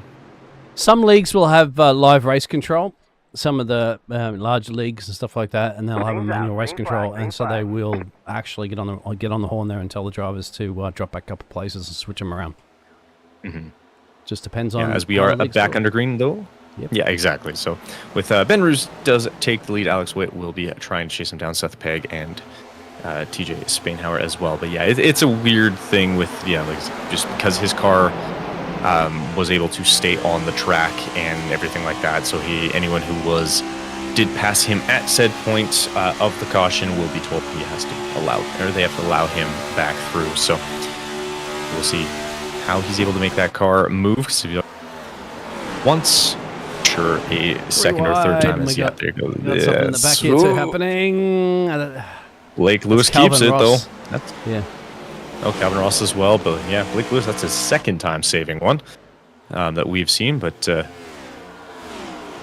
we do now have Seth Pegg being pushed, from TJ. TJ known for being way too nice in racing. In the last year, not last season, but last year at Daytona, he almost won. I think actually you were casting that one because I was sick that day. If I remember correctly, but TJ almost won, but he pushed his teammate to the win instead. That's right. Mm-hmm. Too nice. Got them just push through. Here we go. He did end up getting his win at Daytona. Yeah, now we've got some good green flag racing going, so hopefully, if all this kerfuffling pans out okay, then, Gentlemen, I'd say get under that 10 to go. And all right, go. Elbows out. Just go racing. Oh, hold on to it. Anthony, hold on to it. Anthony, don't run over my camera. Okay, keeps it straight. Lives to see another day. You can see Trenton Kimmel smacking the wall on the outside at the same time, as we saw Anthony Ray a little bit sideways. Alex Witt's car is definitely holding him back. You can see him not gaining and definitely losing positions. Downshift big time. Speed. Yeah. Oof. Yeah, he's just losing speed. There's no arrow on that front of that car. Look at rather unfortunately for him. A nice push here to Andrew being back up here after being involved in that incident just before too. Don't count any of these drivers out of this race right now, at least in the top 10. Still all got a shot for it here. They're going to make some moves up there soon. Cheers as Noel Jackowitz trying to hold off Andrew Jamelin there. But TJ, Seth, and Ben making up at that top three, all moved up at least 4 spots on this race so far. So nice little quietly sneaking their way up to the front. Same with Chris Golden. He had a big incident early on, but he's been quietly again making his way up. He's having himself a good race. He's up 7. Blake Lewis up 9. Both of them having great days, although Blake Lewis seems to have been in a couple of incidents. Has managed to keep it out of the wall. Even more impressive. He has. Up, you can see 8th place after starting 17th, and then had to go back at multiple times as well too for some repairs.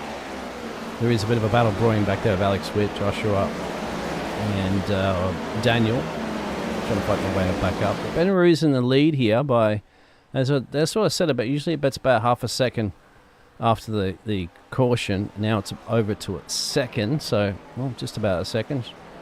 This is now when Seth, if he doesn't hit the fence too much, needs to start putting the pressure on. And if anything, TJ's putting the pressure more on Seth. If I'm Seth, not if I'm Seth. Seth, I'm sure, is starting to kind of look at his fuel a little bit. He hasn't been in since lap 44. Ben Roos was 47, and then TJ at 52. So he's, I'm sure, going to be trying to take care of that fuel as best he can, because now, I mean, even if a caution comes out, if Seth, you can't really come in, otherwise you're giving up all of that track position. Whoa! Well, now he might have to come in. Nope, he is able to keep it going, but Noel Jackowitz going to come screaming up, and he will get past him as well. TJ now going to be under fire from Noel Jackowitz. Yeah, and you look at TJ's pace too compared to Ben's last lap as well too. He was quite quick. I'll show those last lap times up there as well. So it's almost a 53 for Roos. TJ was a 52.8. So they've got to get a move on. Someone's come out of the corner not too nicely.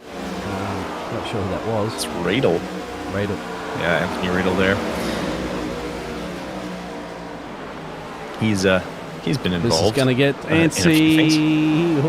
Allow a little bit of space here, Jen. I remember this is a pretty wide track here at Indianapolis. So somehow the cars are like magnets. They find each other on the track when there's enough to go 7 wide if you really want. Don't recommend that at home. Yeah, please don't. Anyone listening that's in the race, do not go 7 wide. But Andrew Jamelin, he's putting some pressure on Seth Pegg here. It is a tricky track to try and pass unless you can really get a good run out of one, usually 2 or 4. But if you're able to get a little bit of a run out of 1 and at least set you up for 2 and 4. Well, trying to. Yeah, he's going to try to. TJ trying to make that car about 6 cars wide is his hope. And Billy Cooper hang in there. TJ, yeah, 7 to go. So just feathering the throttle up and down a little bit, just trying to get the maximum speed out of the corner without lighting up the rear tyres too much so that it just goes around, and that's how you've got to nurse the car and the changeable conditions here at Indianapolis. Because you're burning off all that fuel as well too now, so the car will feel a little bit lighter, so it's going to react differently into the corners, especially at these high speeds that these drivers are doing. So it's just a monster you have to tame, lap by lap. No single lap is really identical at this point of the race now, 6 to go. Yeah, it can be very, very tricky as you're trying to work your way through. Does look like we've lost a couple. Yeah, it does look like Josh McKeith is done. I think he had just too much in repairs. I saw David Trogdon hit pit lane, but he only had a 0.12 second pit stop. So, and that was it. So don't think he's continuing. But Ben Roos trying to do what he can. TJ's really starting to reel him in. Obviously, he's got to stay focused on that car ahead of him. If he starts looking behind, he might lose touch with Ben Roos here. Oh, he's going to get him now. Absolutely, Ben's got to get that car. He's going to catch him at least. And so there is that gap down. Ben Roos getting a little loosey-goosey coming out of that corner. Thankfully, he managed to just get enough control back on that one. Still has the lead of this race, but now down to about 3/10. You'll see in a second at the bottom when that last leader lap you'll see will be a little bit punishing at the moment for Ben Roos, and TJ will have a nice smile on his face thinking 5 to go, I've got a chance at winning this race. Yeah, TJ definitely going to be staring down him pretty hard, and you can see Ben trying to break as much of the draft as he can. A little wiggle all the way through. But yeah, this top 4 are almost within a second right now. I think it's actually just over a second between the 4 of them. So Ben Roos, that will definitely not help Ben Roos at all, as he does avoid everybody else, thankfully. But TJ now into the lead. That will bring us our 12th caution. There's a good chance, though, it's going to be a nice little green-white checkered shootout, and we'll see. Though we did go green for quite a while, so that was good. Yeah, it was, actually. That's what I was hoping for. Almost got it to the end there, but this is just, unfortunately, just got a little loose. In fact, he probably would have hoped to actually hit the wall there. Would have actually prevented the car from a complete spin with the 77. That's, unfortunately, pretty close to say that that's his shot at winning this race now. Perhaps over. Yeah, that'll take that out. And Seth Pegg, unfortunately, I don't think was excited to see that caution as he is back into pit lane, as I think he was pretty much not going to make it on fuel at that point. Just unfortunately, it's a risk you take when you try and fuel save to the end, because, yeah, it can come back on you pretty hard. Well, TJ is hanging in there out there, Billy. All he has to do now is hang in there for essentially 2 more laps. If we do get the lights off the pace car, then it will be a 2-lap sprint. Maybe even a 1 lap. Are we going to go? Do you think it's the crossover for the green-white checkers? Because no, we weren't 2 laps to go, were we? To the end of the race. No, I think we were. We were at 4 laps to go. Yeah. So it'll be dependent on how quickly we get going again, but it might literally just be the 3 laps to finish it of the green-white checker. I think we're going to be going into that for sure. So TJ gets to lead his first lap of the race so far. Hey, that's the thing about Indianapolis. I mean, you could just lead 1 lap of the race. That just happens to be the last lap of the race and win the race. Exactly. Don't need to lead all 75. You just got to lead 1, and the important one is the end. And this is that psychological game that comes into play. That TJ was doing faster laps, and you got to get into the heads of the other drivers. So Ruse was like pushing because he knew that he was coming. He probably got something on his spotter saying, you know, the car behind you is faster than you. It just took half a second out of you on that lap. So, of course, Ben pushes more to keep the distance between. Unfortunately, makes a mistake. And that's just the way that it rolls out in motor racing. So you've got to apply that pressure as much as you can in those other positions, and that can also force those drivers into mistakes, and then all of a sudden you're inherited that position. Also, but, you know, it can roll the other way as he's pushing the pace car out of the way, but it can go the other way too. By pushing too far yourself, you can possibly lose it yourself, lose control of the car, and lose that potential podium position or race win. Yeah, and the last thing you want to do is throw away a race win. It hurts that little bit more, and unfortunately for Ben, that's kind of what happened, and it's a bummer because I like you said, TJ was starting to gain on him pretty quick, but Ben was putting in a fast lap. About 52.6 was what he was on, so he was flying. Yeah. Unfortunately, it just little too much coming out of the corner, and unfortunately that'll end his day. It's risking it for the biscuit for the race win. Sometimes, you know, it's easier to set up here like we set up in the commentary box and go, you know what, just, you know, not push it as much there and then try to maintain the position or hold off or just maybe sacrifice the win and settle yourself for a P2 or a P3. No, not with race drivers, my friend. If the win's up for grabs, they'll go for it. And you can't blame them for 100%. Yeah, if gap car, right? So got to push, and if you're not trying to win, then why are you here? Actually, we are going to go into our first green-white check-up because we're rolling back the laps to 3 to go. So yeah, we're not clicking through them anymore. That's what, 74 of 76. That'll show 2 to go, but we're actually on 3 to go. Well, it'll be 2 to go so when we get back around properly. Should be 3 to go, sorry. Yeah. Apologies. Yes. Hopefully the lights come out this time. Maybe? No. Hopefully. No, lap. Going another lap? Oh, no, there's the line. There it is. Okay, lights are up. Yeah, I always forget how far ahead the start-finish line actually is. It's like, oh my goodness, it just keeps going and going and going and going. Everybody has caught the snake? Yes. This will be an important decision here. So it looks like TJ is going to take that inside line. Noel going on the side, and Jamal right behind TJ. So he'll be trying to cut off Noel's ability to get down to the inside and really push him to the out. Keep that inside lane. Really take advantage of the shorter track distance. It helps Terry Spainhour as well, too, for the other fast, angry racing driver, because he gets 3 laps down rather than the 4 he had before, because he's a lucky dog. Mm-hmm.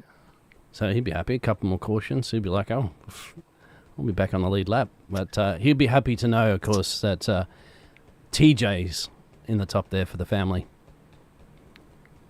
And you said that they were... How were they related? Terry is TJ's dad. Okay. Yeah. So he'll be rooting for his son to get the race win. Exactly, yeah. And then Billy is TJ's mom, and Lydia is TJ's wife. I believe it is. And Brad Young is the brother-in-law, I think? Well, let's see if TJ Yeah, can Billy is, mom. basically hold off Noel, Andrew, Calvin, Brake, Trenton. All these drivers have an opportunity now in the top 6, I'd say, unless there's a wreck at the front. Fingers crossed there isn't. I'm sure the TJ fans out there will be praying that doesn't happen. So Brad Young is brother, not brother-in-law. Actual brother. Green flag, green flag. And that is the green flag. TJ does get a good jump. Andrew is able to the way up to the side, kind of helping Noel a little bit. Those two got real close. TJ's really not smoking. Yeah, if we get to the white flag coming around now, that'll be the end of the race. That'll be decided the last lap of the race, regardless of wrecks. So TJ wants to see that. Some of these other drivers. TJ also wants to see that little group of 3 behind him. If they're fighting it out, they can't be chasing him down. So exactly, he is going to be very happy to see them dueling it out. He does have a nice little gap, 7 tenths. About 7 tenths of a second. No, sorry, 4 tenths of a second. Trenton goes a little loosey-goosey in there. That might cause a little concertina effect. Will he get around to the check? Will he get around to the line? No! He won't get around to the line in time. We will re-rack them, restack them, and we'll go back for another green-white checkered. As you can see, the shenanigans. So Trenton managed to actually dip down to pit road after just getting a little loosey-goosey on that one. And that's Terry. Don't think on purpose. There's Dad Terry, unfortunately, getting into that too. I just wonder if it's because he had nowhere to go from what's happening up the road here, which you'll see now. Yeah. I think Terry's just tried to take the avoiding action here, and all he's going to see is that, and avoids one wreck. I can't avoid the gets other. clipped by Dan. Yeah. Dan trying to avoid one car. Only so much Terry could do. Trenton Kimmel taking a base. Oh, he gets clipped. Yeah. Okay, so it wasn't just by himself. He just kind of gets loose. Oh, and then has to avoid Anthony Radel, and then gets clipped again. Yeah, so unfortunately for Trenton Kimmel there, not he just says, "Oh, go on pit road." Very fun. Why not? I'm here. I don't think he had much choice at that point. Who else was involved in that one? Is it? Oh goodness! Well, Terry, as we see. Yeah. But just trying to see what else is. Looked like Anthony Radel might have been included. Let's have a look. Who's Anthony? Oh, it was McLaughlin is the one that hits Trenton Kimmel the first time, and then I think it's Radel that, so Trenton tries to avoid Anthony Radel, which then sends him again the second time, and McLaughlin clips him again, and then Seth just avoids McLaughlin, and then there goes Radel up into the wall, assisted by, I don't know who that is. Oh, that's the one car, or the yeah, I think that's Joshua Kuhn. 320. That's Daniel, but yeah. Live pictures. So we do have drivers that head down to pit road. That's Chris, Trenton Kimmel, and which we know with some repairs they might. Oh, he's got to put some tires on and go back out. And Daniel. So TJ's got to do this all over again. For how many green white checkers do we have? Sometimes it's usually 3, isn't it? 3. Okay. Yeah, 3 we have. So this will be green white checker number 2. Mm-hmm. After that, well, that'll be the end. After, well, I guess we'll have one more, and then that'll be it if we need it. But hopefully we don't. So they're calling you out on that one with the brother. Yes. I saw that. Sorry. Oh, there's a car in the grass. It's hard to keep track of all the relations. There's too many people. Yeah, but we thank you very much for tuning in and supporting, obviously. Yes. TJ and Terry and out speak there. More. Talk more. More people. Exactly. Too many relationships is the issue, not too many people, I guess. And I hopefully, if you haven't subscribed already, make sure you do hit that subscribe button, hit the like and the notification bells to remind you, just in case you forget. We've got another round of racing. Next week we go to Iowa Speedway, and then to the Boot, to the Glen, for the finale of the season. And of course, plenty of other motor racing here on the JP Broadcasting Network. I watched some F4 the other day on the JP network. It's very fun. I love the Super Formulas, the Formula Lights. Super Formula is always good. The open wheel racing. It's always fantastic. Guess I'm biased because I'm producing it and commentating as well, but they are. Those things flip, my friend. If you see those cars, they're so light, they just go, whoa, airborne. Yep. They're like fighter jets upside down. Yes. They definitely are. Which is more interesting. Sometimes. I've seen a few of these cars go upside down, though. Not easy to do, but it's happened every once in a while. Our 13th lights caution. are out, which They means... say unlucky for some, 13. This could be our last caution, let's hope. All they need to do, of course, is get to the white flag. TJ just needs to see that white flag, and that's one more lap to victory, pending he doesn't have Noel or Blake or Andrew try to steal it away from him. Which is pretty hard to do, isn't it, Kenton? It's hard because as long as TJ gets a nice, good launch, it's half a second immediately the rest of the field will have to try to gain up in 2 laps. Yeah, and I mean, for him, his biggest thing is, much like anyone who's on pole position to start a race, is covering off that the guy to your, in this case, right, but the guy holding second. If you're able to cover him off, that basically is going to help monumentally, because the guy behind you obviously isn't jump that you're going to have, take away some of his drafting, get extra draft from the line above you. It definitely can play a very important factor in what you're able to do if you're not able to quite make that jump. Just dummy. What's Chris doing there? I don't understand why Not you even near want to be pit doing road. that. Yeah, exactly. You're just about to go green flag racing. You're going to go a lap down on the last lap of the race. It would not be worth it. No, definitely want to avoid dummy. Oh, okay. And it look maybe he's just trying to get out of the way and not be in anyone's problem there. But it looks like we are going to start going green as their TJ is off now. Does cover Noel, does get up in front, throw a little bit of a block. Preemptive block, though, not a reactive block. Oh, that's going to send on Noel around. AJ.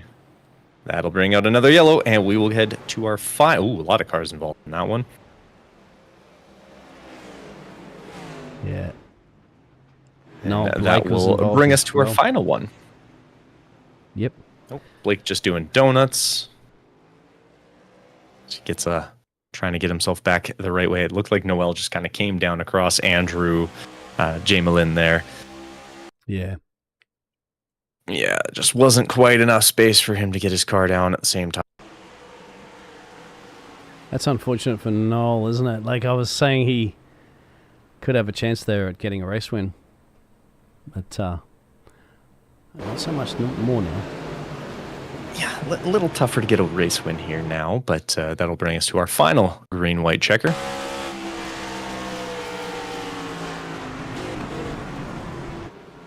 Yeah. And it's always hard to, like, right off the restart because everyone's immediately just pedaled down. Yeah. So then to try and stop to avoid that incident is even trickier because you're going full bore at that point. I'm curious if anyone else has to come in and get some extra fuel with, with the extra caution. Or green-white checkers. Yeah, I broadcast a league that has unlimited green-white checkers. We've had a case where we've had about 7 of them, and it's been very iffy on fuels because a lot of the drivers will calculate, okay, there's so many laps left in the race, okay, but they're not taking into consideration the fact that if you go 4 or 5 green-white checkers, you're stretching your fuel. Thankfully, in this series, we know that that's it. This is the last one. So now they're going to just go to the end of the race, regardless if the remaining 15 cars crash. or 14 cars behind TJ. We're still going. He's still gonna finish this race. Joshua does come in. Yeah, I think a few cars are starting to kind of catch that end of their fuel.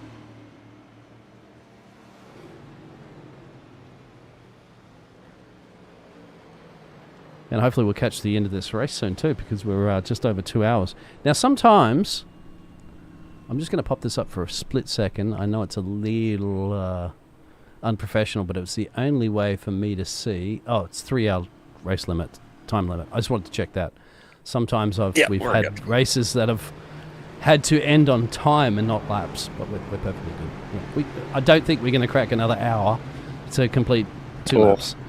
3 laps. I mean, 2 laps. I very much hope so at this point. I'd be very concerned if that was the case. But Alex Witt, he's made his way back up to P3. Yeah, let's go 65. So Jessica out there's going for Andrew here, who's in that P2 position. Oh. He was expecting to be kissing the yard of bricks because he's put it on the front of his car. He's just got to get a very launch unfortunate few incidents there. Yeah, exactly. But you never know. It looks like Alex was actually able to come in and get his car fixed too. His car looks a lot less dented than it did a few laps ago. Yeah, you're right. When did he last come in? Drivers did 73 there, yeah. Yep. So did Seth Pegg, 73. That's the only difference between TJ and Andrew at the front here. They last came in on lap 52 and lap 56. Do have to remember, Bob, majority of this last stint has been under caution, so they are just in cruising pace, so they're not burning through that gasoline tank. However, it's still a bit of a stretch, isn't it? Yeah, they're going to be praying for some fuel real quick here, although this should be the last lap before we go green again.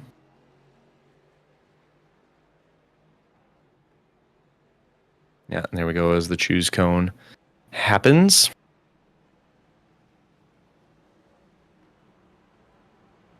Also, another thing about having extended cautions and stuff, it gets a little exhausting with some of the drivers as well too. So that can kick into play as well too. The drivers just want to get the race finished with, and because they get a little exhausted as well too. It's getting later at night in certain parts of the world, especially over in the States. On the East Coast we're getting about 10 p.m. as well too. You're pretty close. On a work night as well, people won't have to get up and go to work and all that sort of stuff. They're like, "Come on, let's get this race done." And of course, it's easy to creep in and make little mistakes as well too when you're getting tired. Well, exactly, and depending on what your force feedback is at, your arms might be getting a little sore. Oh yeah, that's true. Remember after the Daytona 500, my arms were screaming. I also have a Formula wheel, so it's a little trickier, but yes, they're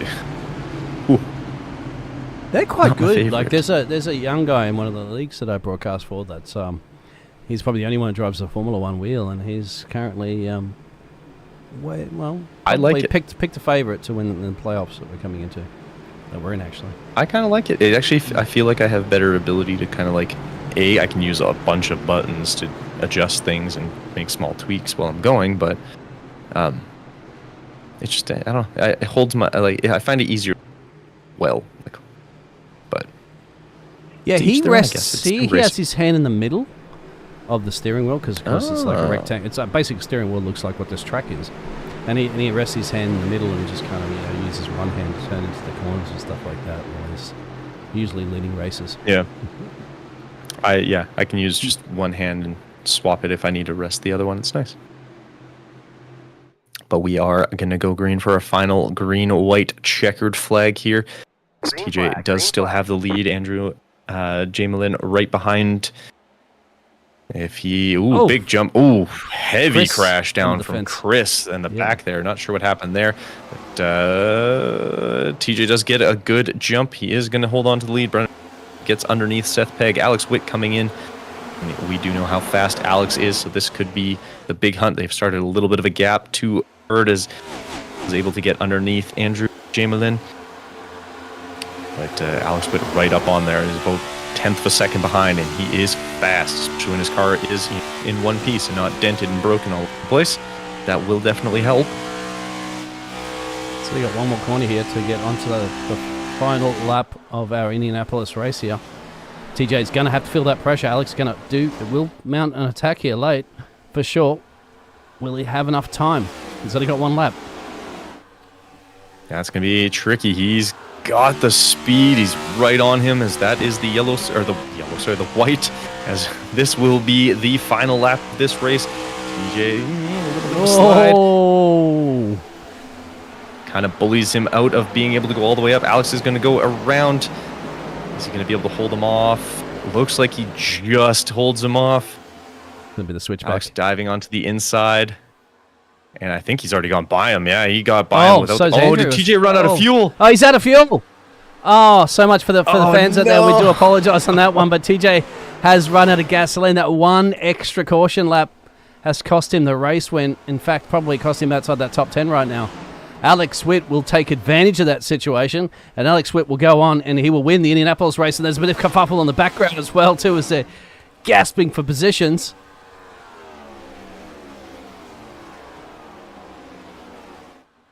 Oh, man. Alex is going to get the W as he makes his way through. Yeah, unfortunately, TJ just ran out of fuel. So it looks like... Yeah, a bit of disappointment out there in the chat, no doubt. But he drove a fantastic race. It's just, unfortunately, is at the mercy of gasoline. And that's kind of, you need that to power these machines around any road. Yeah, we don't quite have the Formula E going on here. We can just recharge it. So, unfortunately, but congratulations to Alex. Fantastic drive from him. He had a few incidents, lots of damage. Managed to get that last-minute repair in on lap 73 and then keep her going. Andrew Jamalin, he had a fantastic race. He was kind of all over. Unfortunately for TJ, just runs out of fuel. About a lap short. He needed one more lap, or the third green-white checker to have not happened. It really, in all reality, for him to have won, he needed about, 40 meters to the finish line to get the yellow or white in the first one, and that would have been it. Unfortunate for him, but great race out of Alex and Andrew and our third place finisher. The surprise, I won't say surprising, but the kind of came out of nowhere a little bit. Seth Pegg pulling up into third, which race results. Yeah, I was gonna say, after his third incident near the end there, I thought he was kind of done or having to come in, but he was able to keep her going. So Alex Witt, Andrew Jamelin, and Seth Pegg are your top three. Blake Lewis in 4, Noel Jacobs in 5, Palmer Brusso in 6, Joshua Coop, Anthony Radel, Brandon McLaughlin, and Trenton Kimmel finishing off your top 10. TJ, unfortunately, finishing 11th after having run out of fuel. Calvin Ross, Dan Molinari, Chris Golden. I'm not sure what happened to Chris Golden at the end there. And then Terry Spainhauer, all a few laps down. Ben Ruse, David Trogdon, Joshua Keith, Brad Young, and I believe Tom all unfortunately not finishing this one. We'll quickly start with, again, I don't want to say surprise, third position, but when he had to go back in for fuel right near the end of the race there, I think it was lap 73, was a little concerned, but a couple of cautions, some green-white checkers allowed him to slip back up. Seth Pegg with a wonderful third place finish. God, I'm in tears right now.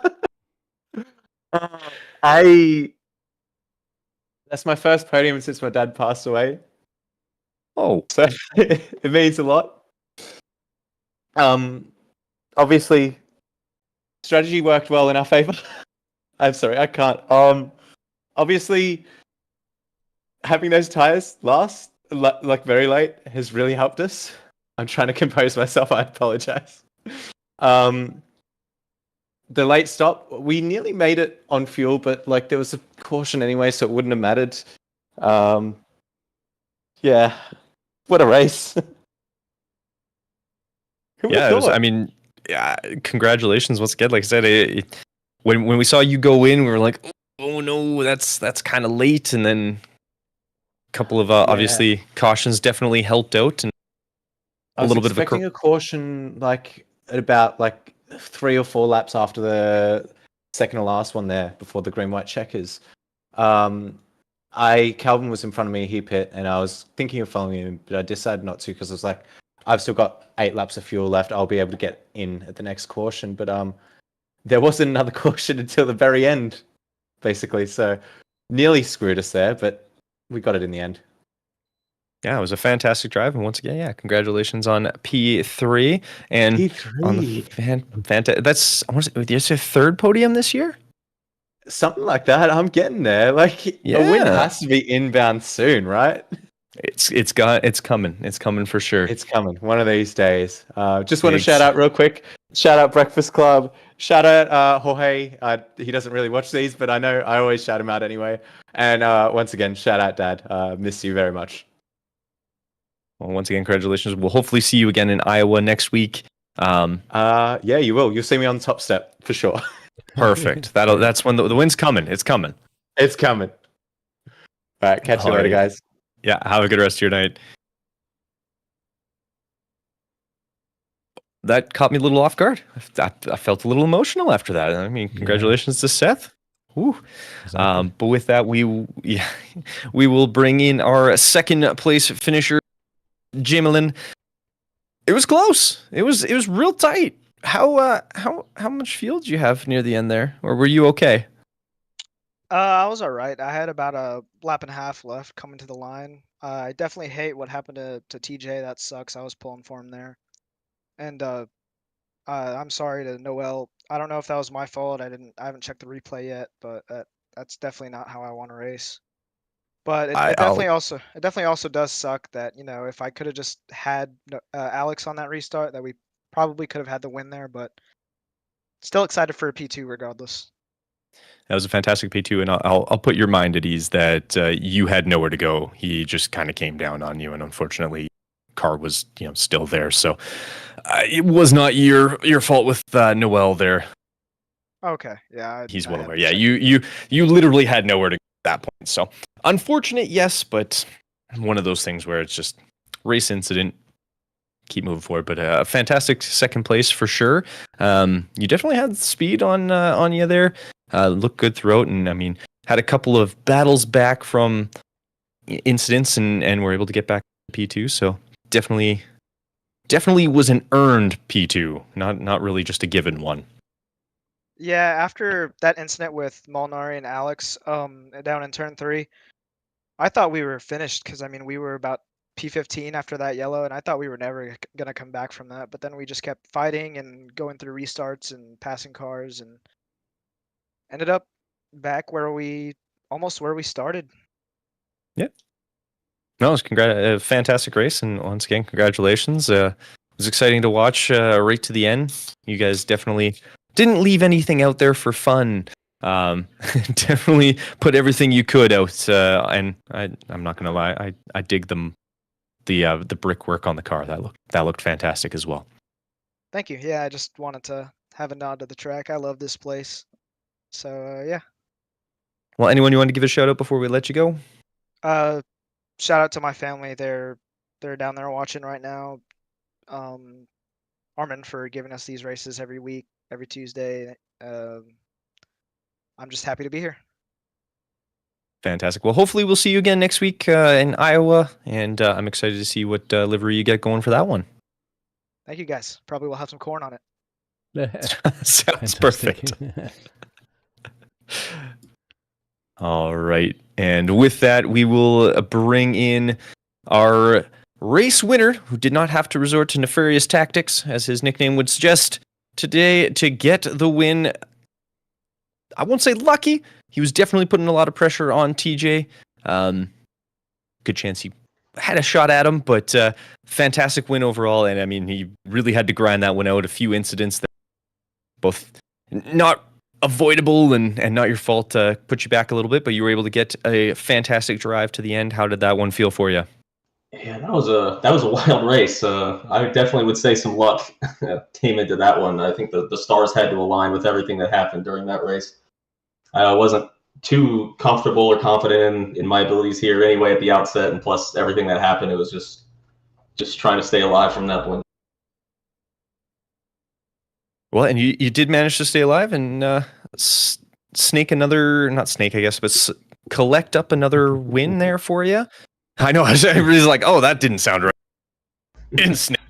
No, Did win it. And that's fair. I mean, yeah, I mean, it was originally with the damage that I had, I wasn't sure how much it would affect me, so I opted to stay out just because, you really don't want to be in dirty air, so that would kind of set me back. And then eventually there was no point to do anything other than come down and take my last set of tires, and just got lucky with all the green white checkers there. Alex Sistine here. Very good avoidance there, because you probably weren't aware how slow TJ was going to be coming out of the corner because it was splattering out of gasoline. But you were having a great battle with him. Do you think if TJ had enough fuel there, you would have got him? Because it was I don't know. Very close. I think I could have gotten to his quarter panel there with the run I had out of 2, maybe.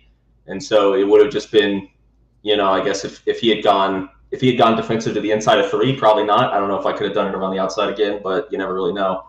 I just I knew he was saving really hard from those last green white checkers, just seeing the way he was driving under caution. So I knew it was possible that he could run out of fuel. So I didn't want to, not run behind him and give up the draft. But yeah, that was really close there. That was all fantastic. Anyone you wanted to give a shout out before we let you go? Yeah, shout out to Breakfast Club as always, and shout out to Seth, Big P3. Fantastic. Well, hopefully we see you again next week in Iowa. And we'll probably be chatting with you again. Hope so. Have yourself a good night. Thank you. All right, and with that, as you can see there, Iowa next week, August 5th, we will be there. We have a fun night race with also a sports-themed livery. Will be lots of fun. 5 tires, though, so they will be chomping them apart. It'll be fun, exciting, and if anything like today, drama-filled. Who doesn't love that? Hopefully a few less cops. As both myself and Dean would very much enjoy. But that'll be it for us. Hopefully we'll see you guys again next week. Fantastic job from our top 3 and everyone. Thank you for everyone who swung by. Jessica, Jamelin, Billy Cooper, as well as Brad Young, who popped in after his race went unfortunate. But Lydia, happy little cupcake, Angie, thank you guys all for coming on in. We will see you guys next week as well, and hopefully we will see all you guys on the track sometime. Have yourselves a great one, and we will see you next time.